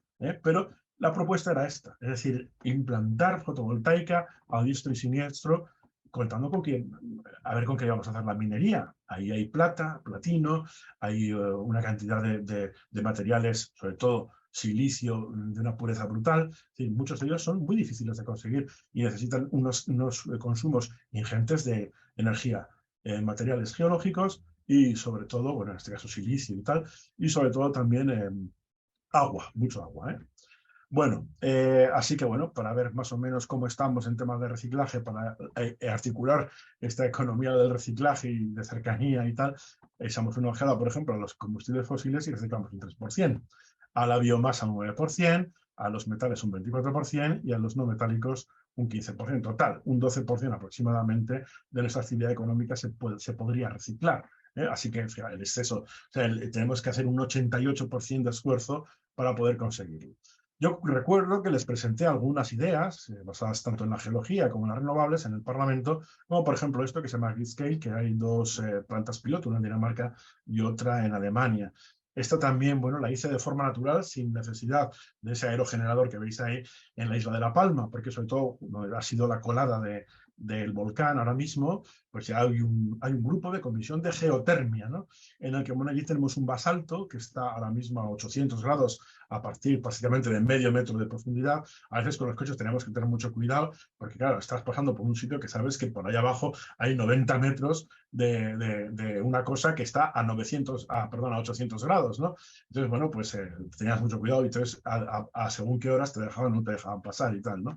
Bueno, pues esto en Navarra, en Euskadi, en muchas zonas cercanas a los Pirineos y en otras zonas del sistema central, tenemos rocas que son basaltos también. No son de ahora, son de hace millones de años, pero bueno, pues normalmente en una comunidad, como pueda ser una comunidad pequeña, con sus fábricas, sus casas y tal, si se pudiese alimentar de energía, en este caso eólica, fijaros, hay parte que se utiliza, pero es que la que no se utiliza vuelve a la red, o se tira directamente, muchas veces por exceso, porque está produciendo mucha más de la que se consume, y eso se vierte a la red si se puede, y se puede equilibrar, que ahí no nos vamos a meter ahora en esos problemas, pero parte no. Entonces, lo que podemos hacer es acumularla, porque uno de los grandes problemas que tenemos es la acumulación. Bueno, acumularla simplemente en forma de calor.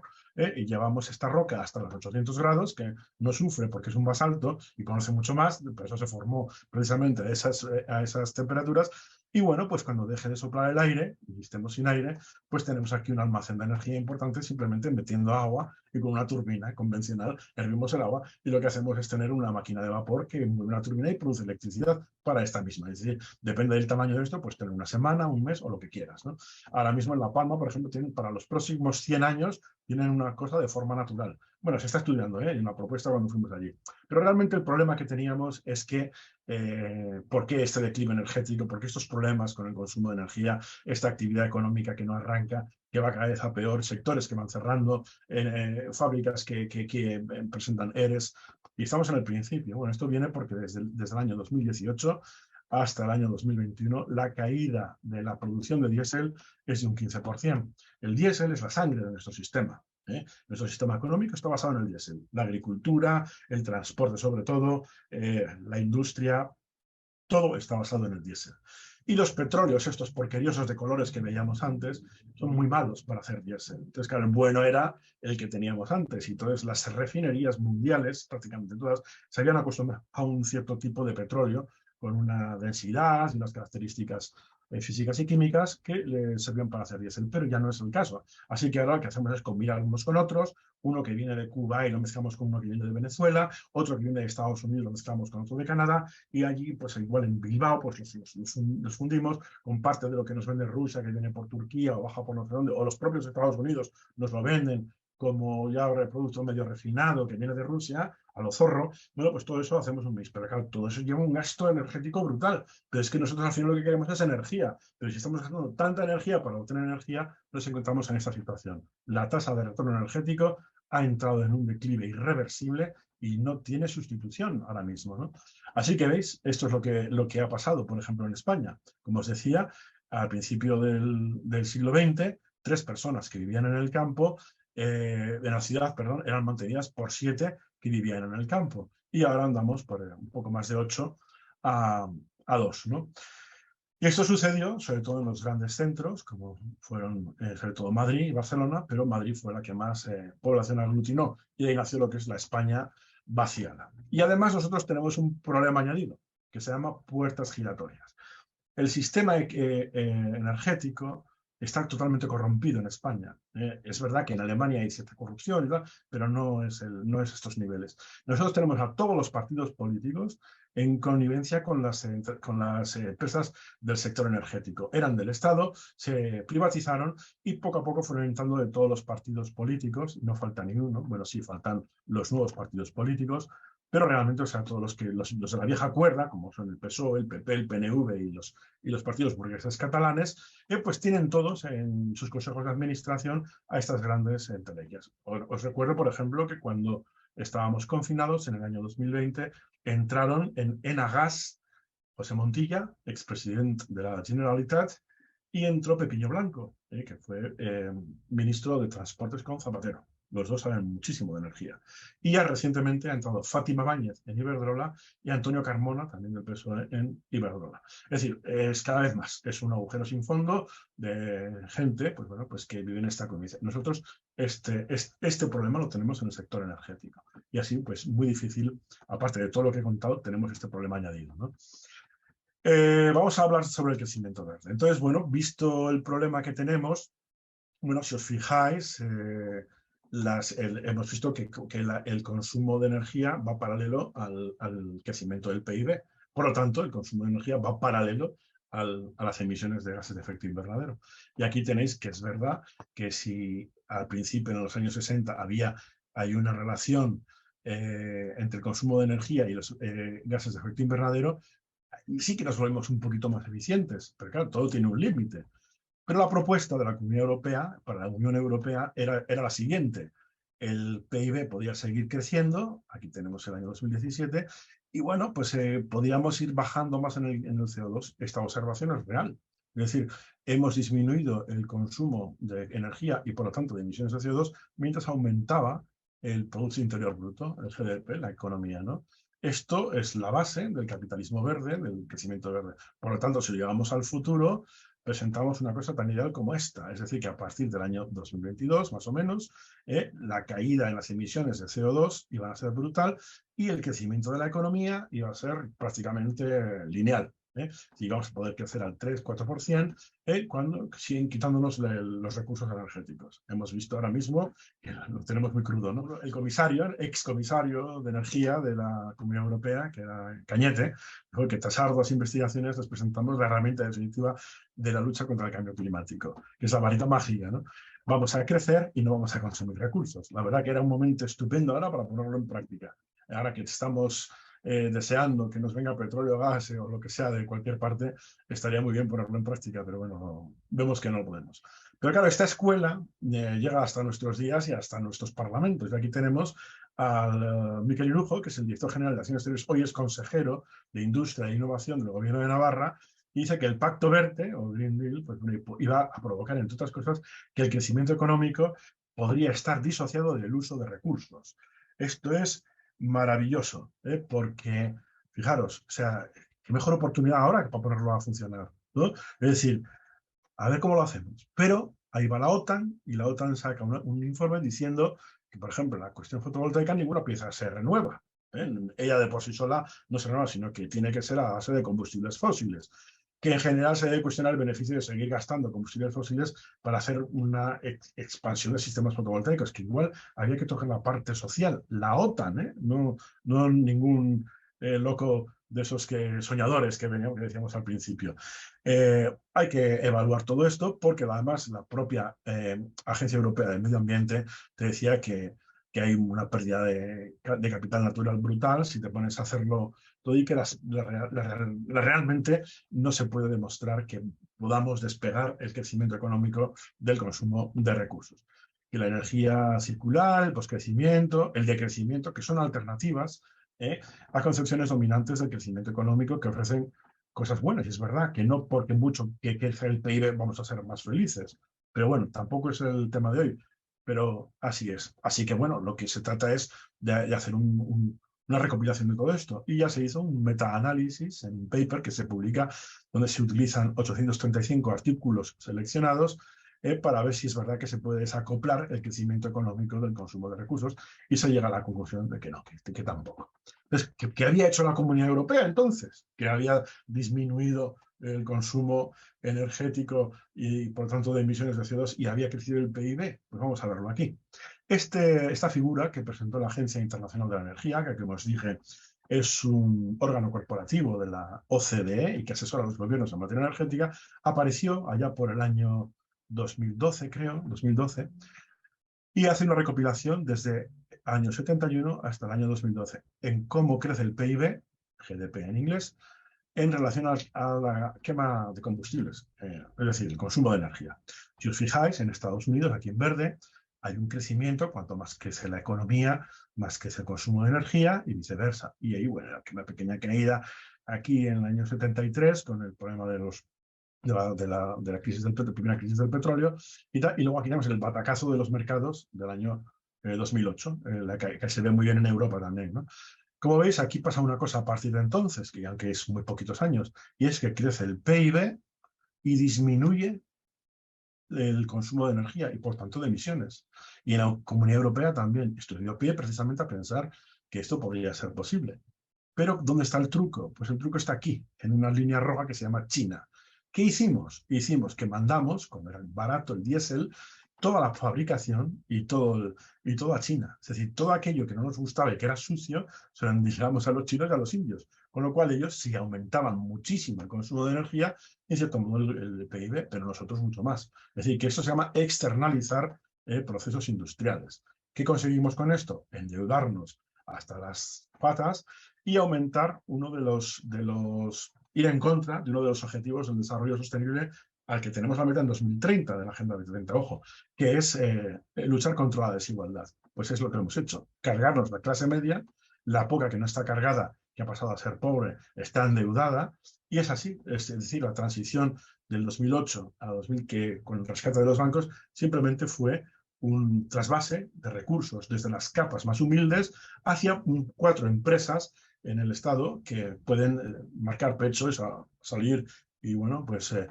sacar pecho delante de los mercados internacionales a través de la cotización en bolsa, ¿no?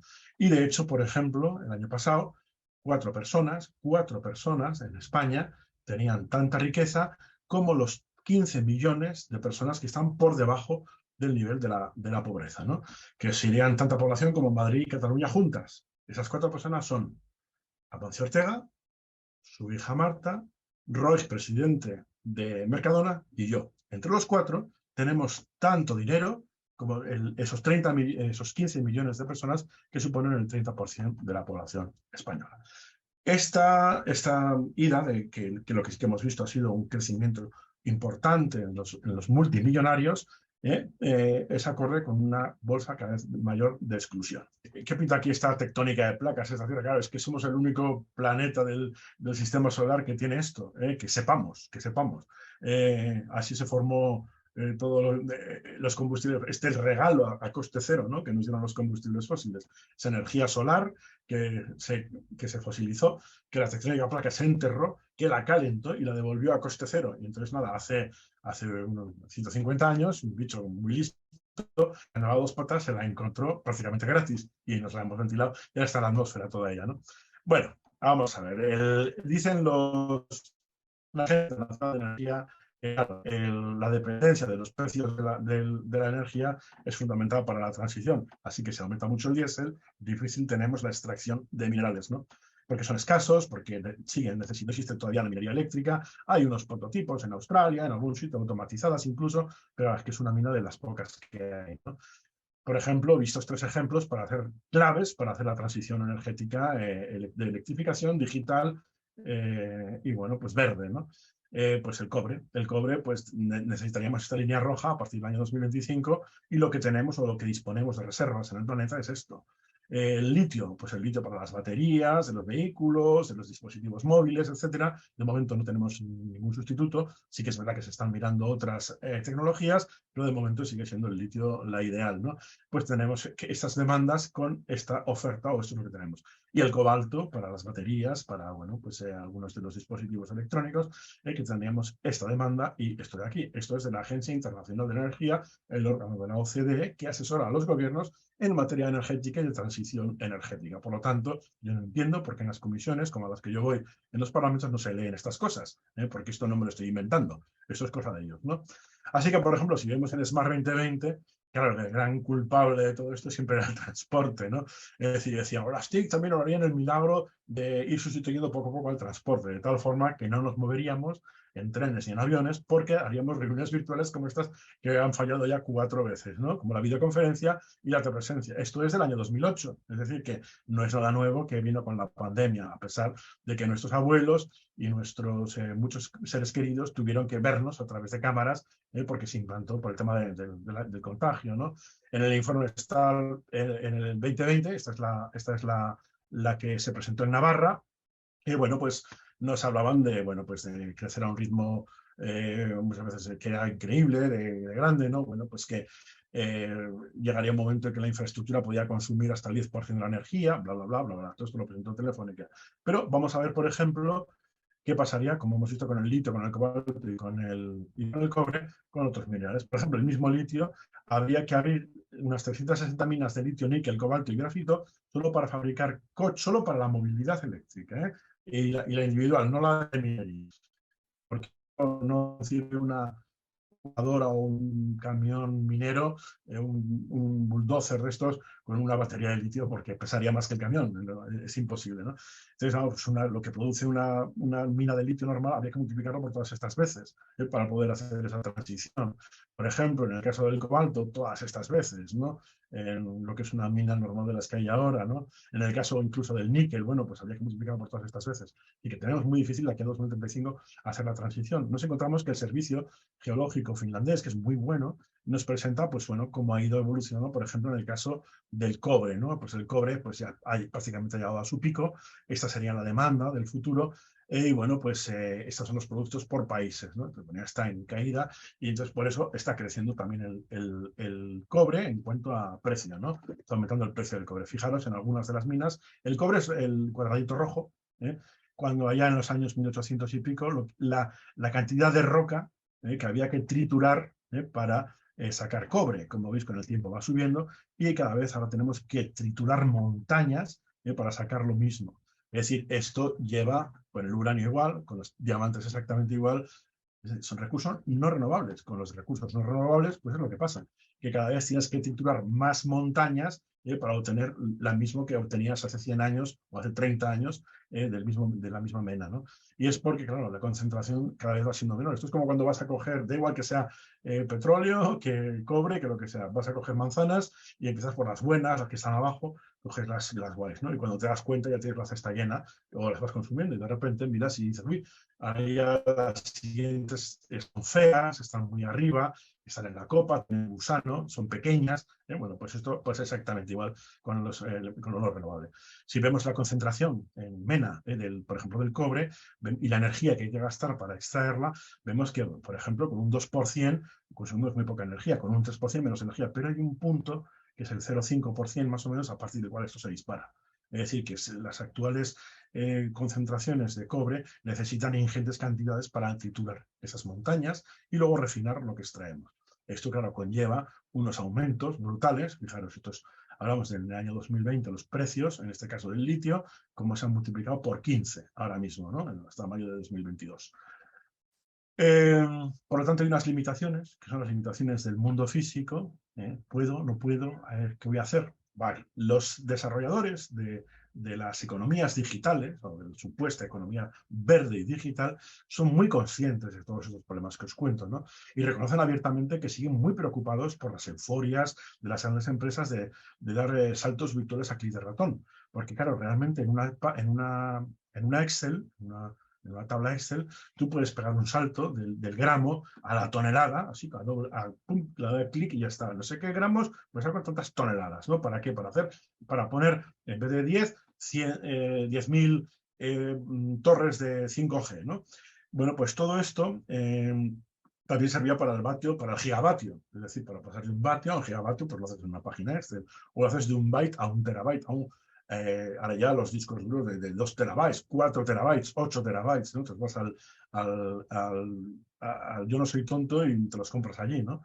Pero bueno, es verdad, y hace nada, hace 10 años, pues si tenías uno de 128 gigas, pues hazte con un canto en los dientes. Es decir, que todo se va multiplicando, pero todo eso conlleva un gasto brutal en un mundo en el que hay peso, hay rozamiento y hay que triturar montañas, como se iba diciendo, ¿no? Y sin embargo, claro, los costes energéticos son tan altos ya que sin embargo hay gente que todavía no se da cuenta de ello, no se da cuenta de lo que consume mi móvil. Mi móvil ahora mismo, por estar así sin hacer nada, ya os lo explico en un post que tenéis por ahí, que podéis encontrar en mi blog, que se llama lo del 5G, porque esto consume como un frigorífico. Y diréis, si no es posible, si esto lo enchufas y solamente gasta un poquitín, ¿no? para la mínima batería que tiene, ya. Pero lo importante del gasto energético de esto es lo que no veo, lo que está lejos, lo que está en estos centros de datos, ¿no? Y cada vez que lo llevo en el bolsillo es como si llevase 2 frigoríficos en el bolsillo, el que tengo y este, lo cual no ha hecho que se haya optimizado la gastronomía, sino que ha crecido también. Y es lo que tiene. Bueno, el ejemplo que os prometí desde el principio era la transición energética alemana, y aquí os vais a quedar un poco alucinados de lo que vais a ver. Hombre, Angela Merkel era una mujer muy comprometida con el medio ambiente, con el futuro del país y tal. Bueno, prohibió la nuclear, ya lo sabéis, y fue intentando quitar el carbón poco a poco del mix energético. Así que creó la Energiewende, o la transición energética alemana, que fue siempre ejemplo de que, bueno, habían conseguido muchísimo con la energía verde. En principio fue de arriba abajo, es decir, lo creó el Estado, que pasaría a todo el país a la utilización, pero por el camino se dieron cuenta que las comunidades habían aportado mucho. Pues ahora pongo la fotovoltaica en el tejado, o este polígono lo utilizo para tal, es decir, con lo cual la aportación de la ciudadanía vino muy bien, de tal forma que al final llegaría a tener un sistema energético sostenible, ¿no? Con ello, con Energiewende, por ejemplo, estamos hablando del año 2021, consiguieron disminuir el consumo bueno, ahora que el gas, que es el 26,7% de toda la energía básica que consumen, y el 49% era de origen ruso, pues tienen un problema muy gordo, ¿no? Pero realmente habían conseguido hasta un 16% de energía primaria solo con renovables, que era una cifra buenísima, ¿no? Esto, claro, en electricidad era mucho, ¿no? Porque, claro, todas estas tecnologías son para electricidad, ¿eh? No se puede hacer transporte, ni carreteras, ni asfalto, ni puedes hacer vías de tren con energía eléctrica. Es decir, que la energía eléctrica es la electricidad.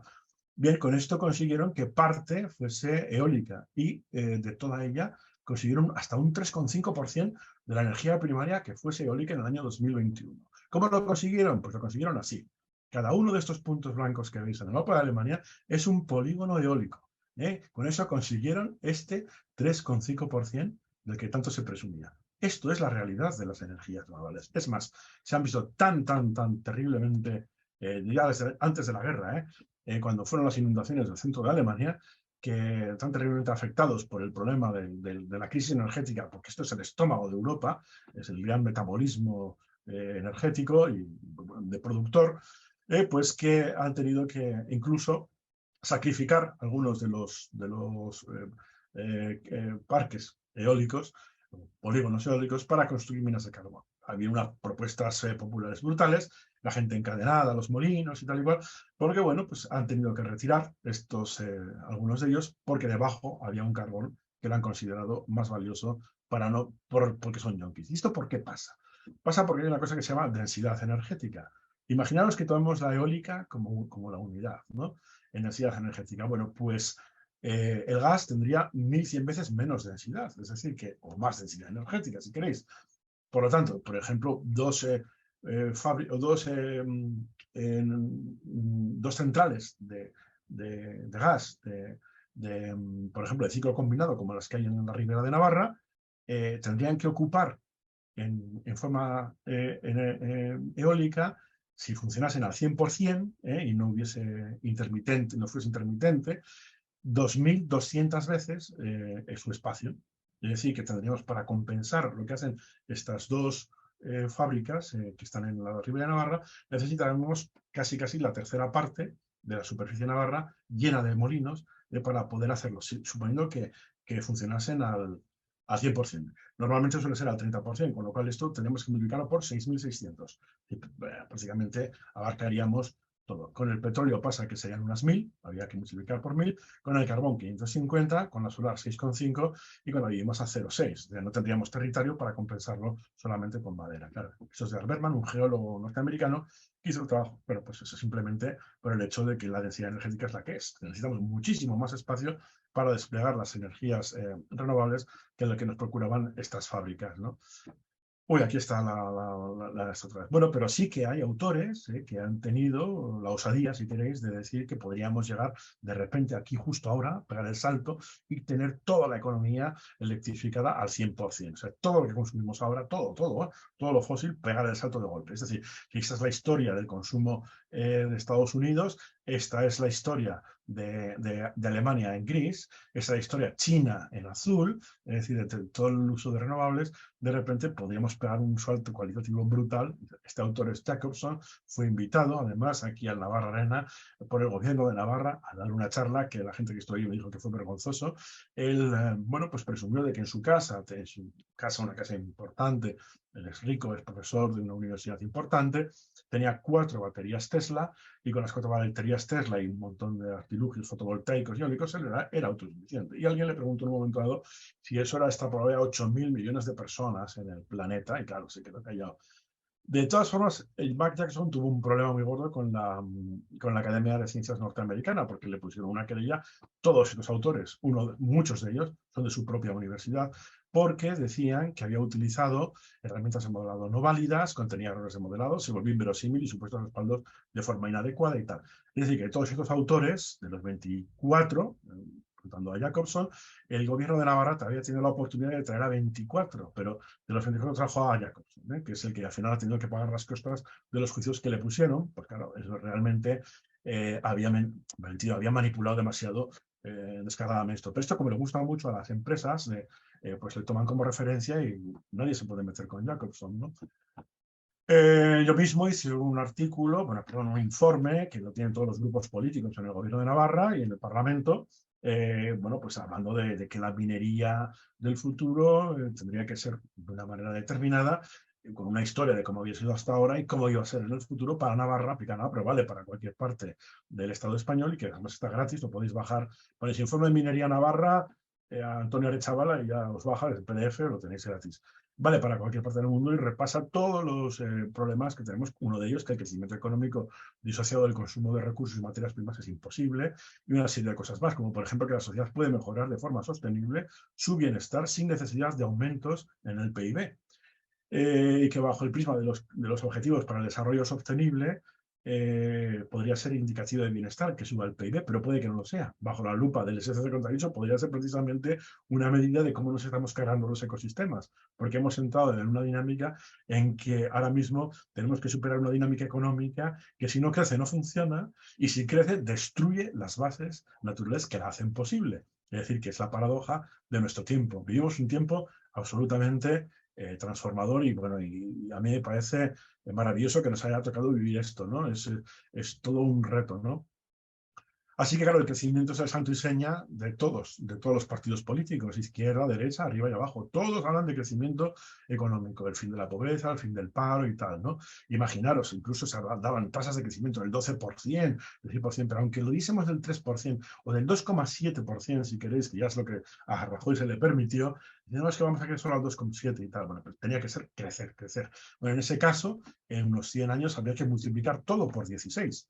Aquí en Navarra tendríamos 16 aeropuertos, tendríamos 16 Volkswagen, viviríamos en un país de unos 800 millones de habitantes, con una capital llamada Madrid con 75 millones de habitantes, y yo estaría en una ciudad dentro de 100 años, en el año 2122, llamada Pamplona, en la que vivirían 7 millones de habitantes. Es decir, tendría que ser todo multiplicar así. Es decir, que el crecimiento económico supondría multiplicar por 16, todo, al 3%, ¿eh? Ojo, si crecemos al 3%, que es lo que prometen los partidos políticos.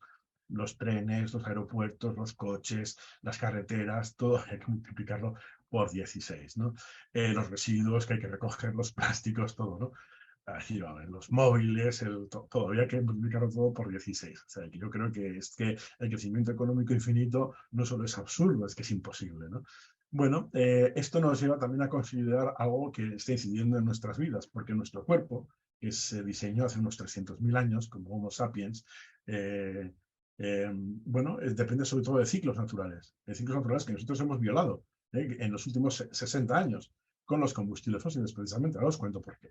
Veis, por ejemplo, a ver, ¿de dónde venimos y hacia dónde nos dirigimos? Si os fijáis en la evolución súper rápida de este planeta, ahí tenéis, este momento es importantísimo, que es el Carbonífero. Veis que se vuelve todo verde, aquí desaparecen todo, ahí viene el meteorito que se cargó a los dinosaurios.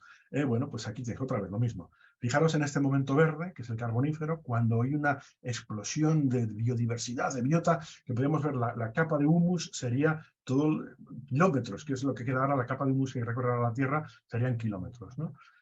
Luego está la extinción térmica. Después de todo esto desaparecen el 90% de las especies, vuelve a crecer otra vez la vida, el Carbonífero, y bueno, pues con el impacto del meteorito que acaba con los dinosaurios y bueno, otros eventos que se produjeron antes, vuelve a reiniciarse otra vez la vida, ¿no? Ese es nuestro planeta.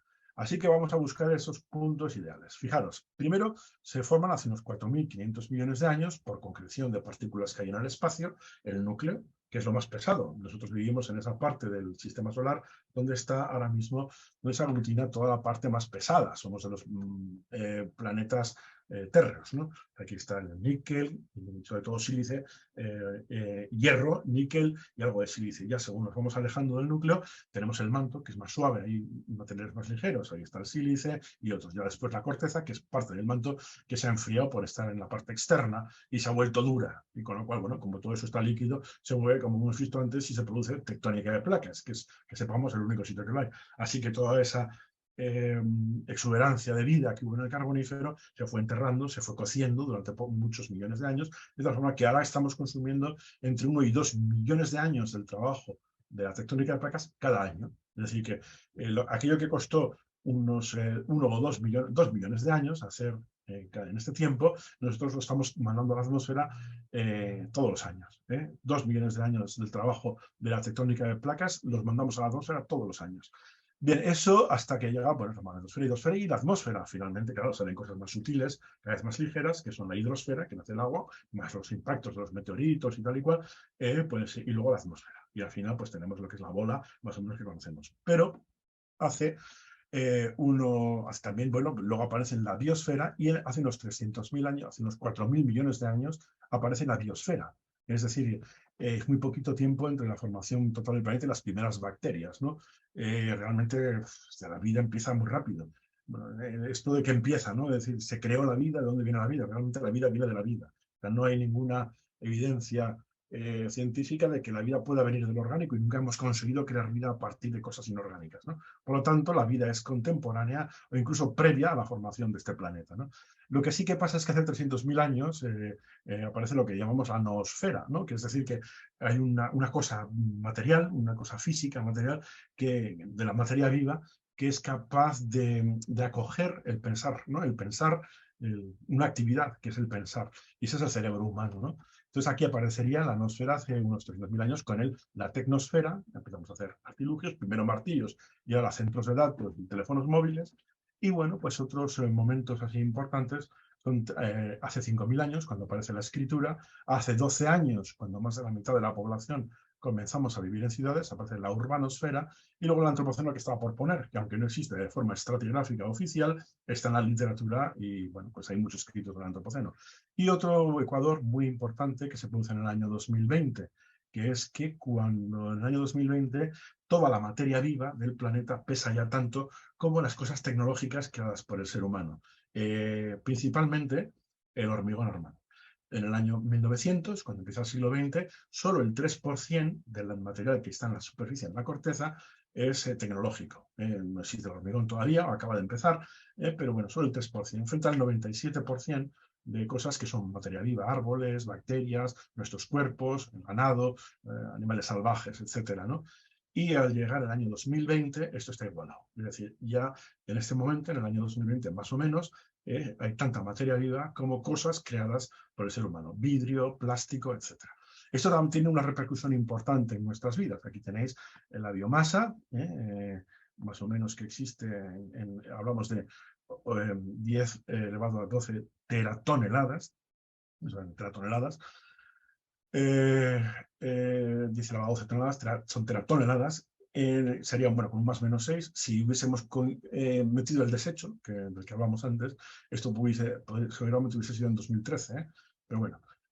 Y bueno, pues el crecimiento de las cosas creadas por nosotros, cristales, vidrio, plástico, asfalto, hormigón, que es lo que más se lleva la palma, que es el hormigón en azul y sus agregados, o sea, lo que arrancamos de las montañas para hacer el hormigón, ¿no? Que sería todo esto de aquí, ¿no? El hormigón en morado y los trozos de los agregados áridos y trozos de grava, arena y tal para hacer hormigón. Esto es lo que más ha llevado a esta realidad, ¿no?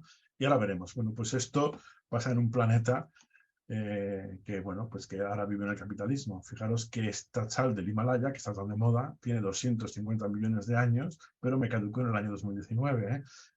O sea, mira que tenía tiempo para caducar. Bueno, pues se ha caducado en el año 2019.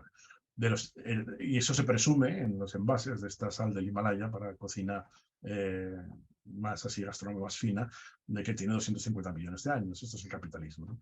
Así que el desecho apareció. Aquí tenéis América, aquí tenéis Europa, aquí está España. Poco a poco fuimos a nuestros basureros favoritos, aparecieron nuevos corrientes. O sea, en este transcurso de las corrientes ya conocidas que hay, la del Golfo, los ríos, corrientes que mueven cosas, nosotros creamos nuevas corrientes, como la que hemos visto hacia Madrid, que basada en combustibles fósiles, o lo que es sacar todo aquello, ¿no? Pero al mismo tiempo llenamos el mundo de cosas, ¿no? De tal forma que sobre todo el plástico, como desecho de derivados del petróleo y del gas también, pues abunda ahora mismo. De tal forma que nosotros, por ejemplo, una persona normal de Occidente, nos comemos aproximadamente en microplásticos una tarjeta de crédito cada semana. Esto viene a suponer aproximadamente que cada uno de nosotros nos comemos 3 muñecas Barbie en microplástico al año, el equivalente a 3 muñecas Barbie al año, ¿no? Claro, esto ha empezado a notarse que los niños ya tienen, en las cacas tienen plástico, que yo el otro día, el sábado, en una charla que di en Cataluña, bueno, pues ya los análisis ven que los niños y las personas mayores ya están haciendo hacen pis con microplásticos y aparece en la sangre humana en los alveolos pulmonares y también en las placentas, ¿no? Bueno, esto más energía, más complejidad, pues cada vez vamos, en este caso es peor, ¿no? Y además, bueno, hemos externalizado también el tema de los desechos, sobre todo de las cuestiones tecnológicas, ¿no? Y nos hemos mandado, por ejemplo, a Costa de Marfil, donde bueno, hay unas incidencias de leucemia infantil de hasta el 50%, ¿no? Esta automatización, pues es lo que nos ha llevado. A veces falla la automatización, como podéis ver en este ejemplo, pero bueno, son cosas que pueden pasar, ¿no? Tenemos el problema de cómo reciclamos las fibras de microplástico de los aerogeneradores, porque al llegar a su vida final esto tiene muy pocas aplicaciones. Se están mirando, a ver, se está investigando, pueden ser puentes, pasarelas, incluso un hormigón de baja resistencia. Bueno, pero lo que estamos haciendo de momento, y esto tiene una vida de 20 años más o menos, 20, 25 años, es enterrarlos para que no suelten más microplásticos en el medio ambiente, ¿no? El otro tema que interesa es el de los ciclos naturales, ¿no? Fijaros, la luz del hombre primitivo hace 300.000 años, pues ya es un poco más moderno, pero bueno, pues nuestros cuerpos se diseñaron con luces de color del espectro blanco y azul por la mañana y luces del espectro anaranjado caliente, cálido, a partir de la tarde, ¿no? Esto determina nuestro ciclo, bueno, ya lo conocéis vosotros mejor que yo, ¿no? Los ciclos circadianos y la creación de hormonas, de la forma que todos los órganos, hígado, páncreas, riñones, están regidos por la luz, ¿no? Y nuestro cuerpo se diseñó hace 300.000 años así. Lo que pasa es que hace 60 años nosotros cambiamos completamente este espectro. Este espectro es el natural, pero igual a las tantas de la noche tenemos aquellos fluorescentes horribles, ¿no? En la cocina de los años 70, ¿no? Que podían provocar que no produjeras melatonina, porque claro, los colores sanos, los colores a partir de la tarde de colores calientes, por ejemplo, esta habitación es una habitación sana desde el punto de vista lumínico, produce que hagas la melatonina, con lo cual vas a tener buenos sueños esa noche. Esto puede inhibirte, según María Ángeles Roldán de Lama, ella calculó que en una medida de 14 minutos expuesto a un fluorescente de este tipo por la noche ya anulaba la formación de melatonina. El cerebro, claro, no sabe lo que le pasa, simplemente cree que es de día y lo que hace es no producir melatonina y sigue produciendo endorfinas, que son las que te mantienen despierto, ¿no? Todo esto acaba con problemas de obesidad, problemas de insulina, etcétera, ¿no? Y al final, pues cánceres de tipo, sobre todo hormonal, ¿no? Por ejemplo, los hospitales son centros muy delicados porque alguien sabe qué hora es en este hospital. Aquí nadie puede decir si las 4 de la tarde o las 4 de la mañana, ¿no? Y otro de los problemas es que el ojo es que es el encargado, el mensajero de decirle al cerebro qué hora es, pues a través de los dispositivos electrónicos le está enviando la información metafórica, si no sabe lo que le pasa, de que es de día. Entonces, bueno, sí que es verdad que ahora vienen unos filtros para cambiar a luz nocturna y, bueno, pues parece que neutraliza un poco este efecto, pero mucha gente se queda en la cama transmitiéndole al cerebro que sigue siendo de día, ¿no? Con lo cual, bueno, pues acaba con problemas. Y ya para terminar, pues simplemente deciros que esto ha sido una preocupación por parte de muchos estudiosos y, por ejemplo, Donella Meadows, que fue la autora principal de los límites del crecimiento del año 72, nos dejó en el año 2001 y luego su marido, Dennis Meadows, siguió pues, divulgando y revisando cada 20 años cómo iba evolucionando y lo acertó prácticamente todo, ¿no? Es decir, clavó los recursos, clavó la contaminación, las ayudas, y lo único que va a crecer a partir de ahora es esto, que es la polución, ¿no? Si ya están cayendo los alimentos, está cayendo, va a empezar a caer la población, ojo, todavía no hemos llegado al pico de población, será en la próxima década o así, llegaremos igual a 10.000 millones de personas, pero la producción industrial per cápita está cayendo, en fin, bueno. Yo decía que el recurso más escaso no será el petróleo, ni los metales, ni el limpio, ni el capital, ni la mano de obra, ni la tecnología. Que el recurso más escaso es si se da nuestra voluntad de escucharnos unos a otros, de aprender unos de otros y de buscar la verdad en lugar de buscar tener la razón. Esto es muy bueno porque sale una entrevista que le hicieron después de haber publicado el libro de Pensar en Sistemas, ¿no? Está muy bien. Y ya para rematarlo, mi querida filósofa Simone Weil, que nos dejó en el año 43, estuvo aquí en la guerra civil, decía que el amor era una gran fuente de energía, que es una fuente de energía, y es verdad, es decir, que al final el resorte social es el que sí podemos tocar. Porque la gente seguimos pensando en una sustitución de alguna energía milagrosa que venga de algún sitio para poder seguir haciendo nuestro estilo de vida cuando realmente eso no vamos a poder hacer. Pero sí que podemos cooperar entre unos con otros. Y esto me lleva a pensar que la gente que no se adapte a la cooperación, a la ayuda mutua, todo esto lo tiene muy mal. Desde el punto de vista genético lo tiene muy mal en el futuro, porque simplemente por selección natural lo van a tener peor, puesto que vienen tiempos en los que la colaboración va a estar muy valorada por la propia biología del medio en el que vivimos, ¿no? Los 17 Objetivos de Desarrollo Sostenible o la Agenda 2030 tienen muchos enemigos, que sí, bueno, y tiene mucha parafernalia de, bueno, pues de conspiranoicos y cosas así, ¿no?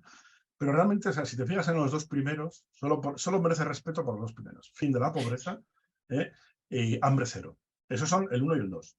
El 8, que habla de crecimiento, trabajo digno y tal cual, está muy bien, pero hay que leer entre líneas. O sea, no hay que leer luego no entre líneas, sino hay que leer el desarrollo. Ese es el título, el que has leído, crecimiento económico y trabajo digno y tal y cual. Pero luego desarrollo habla de decrecimiento, se habla de decrecimiento. De hecho, Diopía, que en el SC, la presentación del SC048, que se basa sobre todo en ese objetivo, se habla también de decrecimiento. Es una posibilidad. Hay un poco de batiburrillo. Sí es verdad que, a ver, te estoy comentando, hay autores que a pies juntillas dicen que sí se puede desmaterializar la economía y que de hecho que no es el truco de China, ni la deuda, ni el concentrar la producción en 4 personas, lo que hace que crezca el PIB a la par que disminuye el consumo. Es que mucho del consumo es energía que se consume en otros sitios O para cosas que igual nosotros no disfrutamos, y no computa, y sigue creciendo el PIB. Pero el PIB también se le ha maquillado con, por ejemplo, prostitución, con drogas, con armas, con armamento. Es decir, siempre hay una trampilla que hacernos al solitario para no decir que estamos decreciendo económicamente, ¿no? Porque eso es anatema. A ver, yo creo que hay un paternalismo terrible que viene no solo de las instituciones locales, o sea, autonómicas, gubernamentales y tal, sino también viene de la propia ONU. Hay un paternalismo que no nos quieren decir un poco también que todo esto es realidad, pero que es lógico. A ver, hemos vivido de cosas no renovables y sabíamos que iba a pasar. Y es que no soy yo el primero que está divulgando esto. Esto viene desde los años 50 con Hoover y crea muchas espinas, ¿no? Pero sí, está ahí, ese es el título, pero luego si profundizas un poco en el número 8 te vas a encontrar alguna sorpresa grata.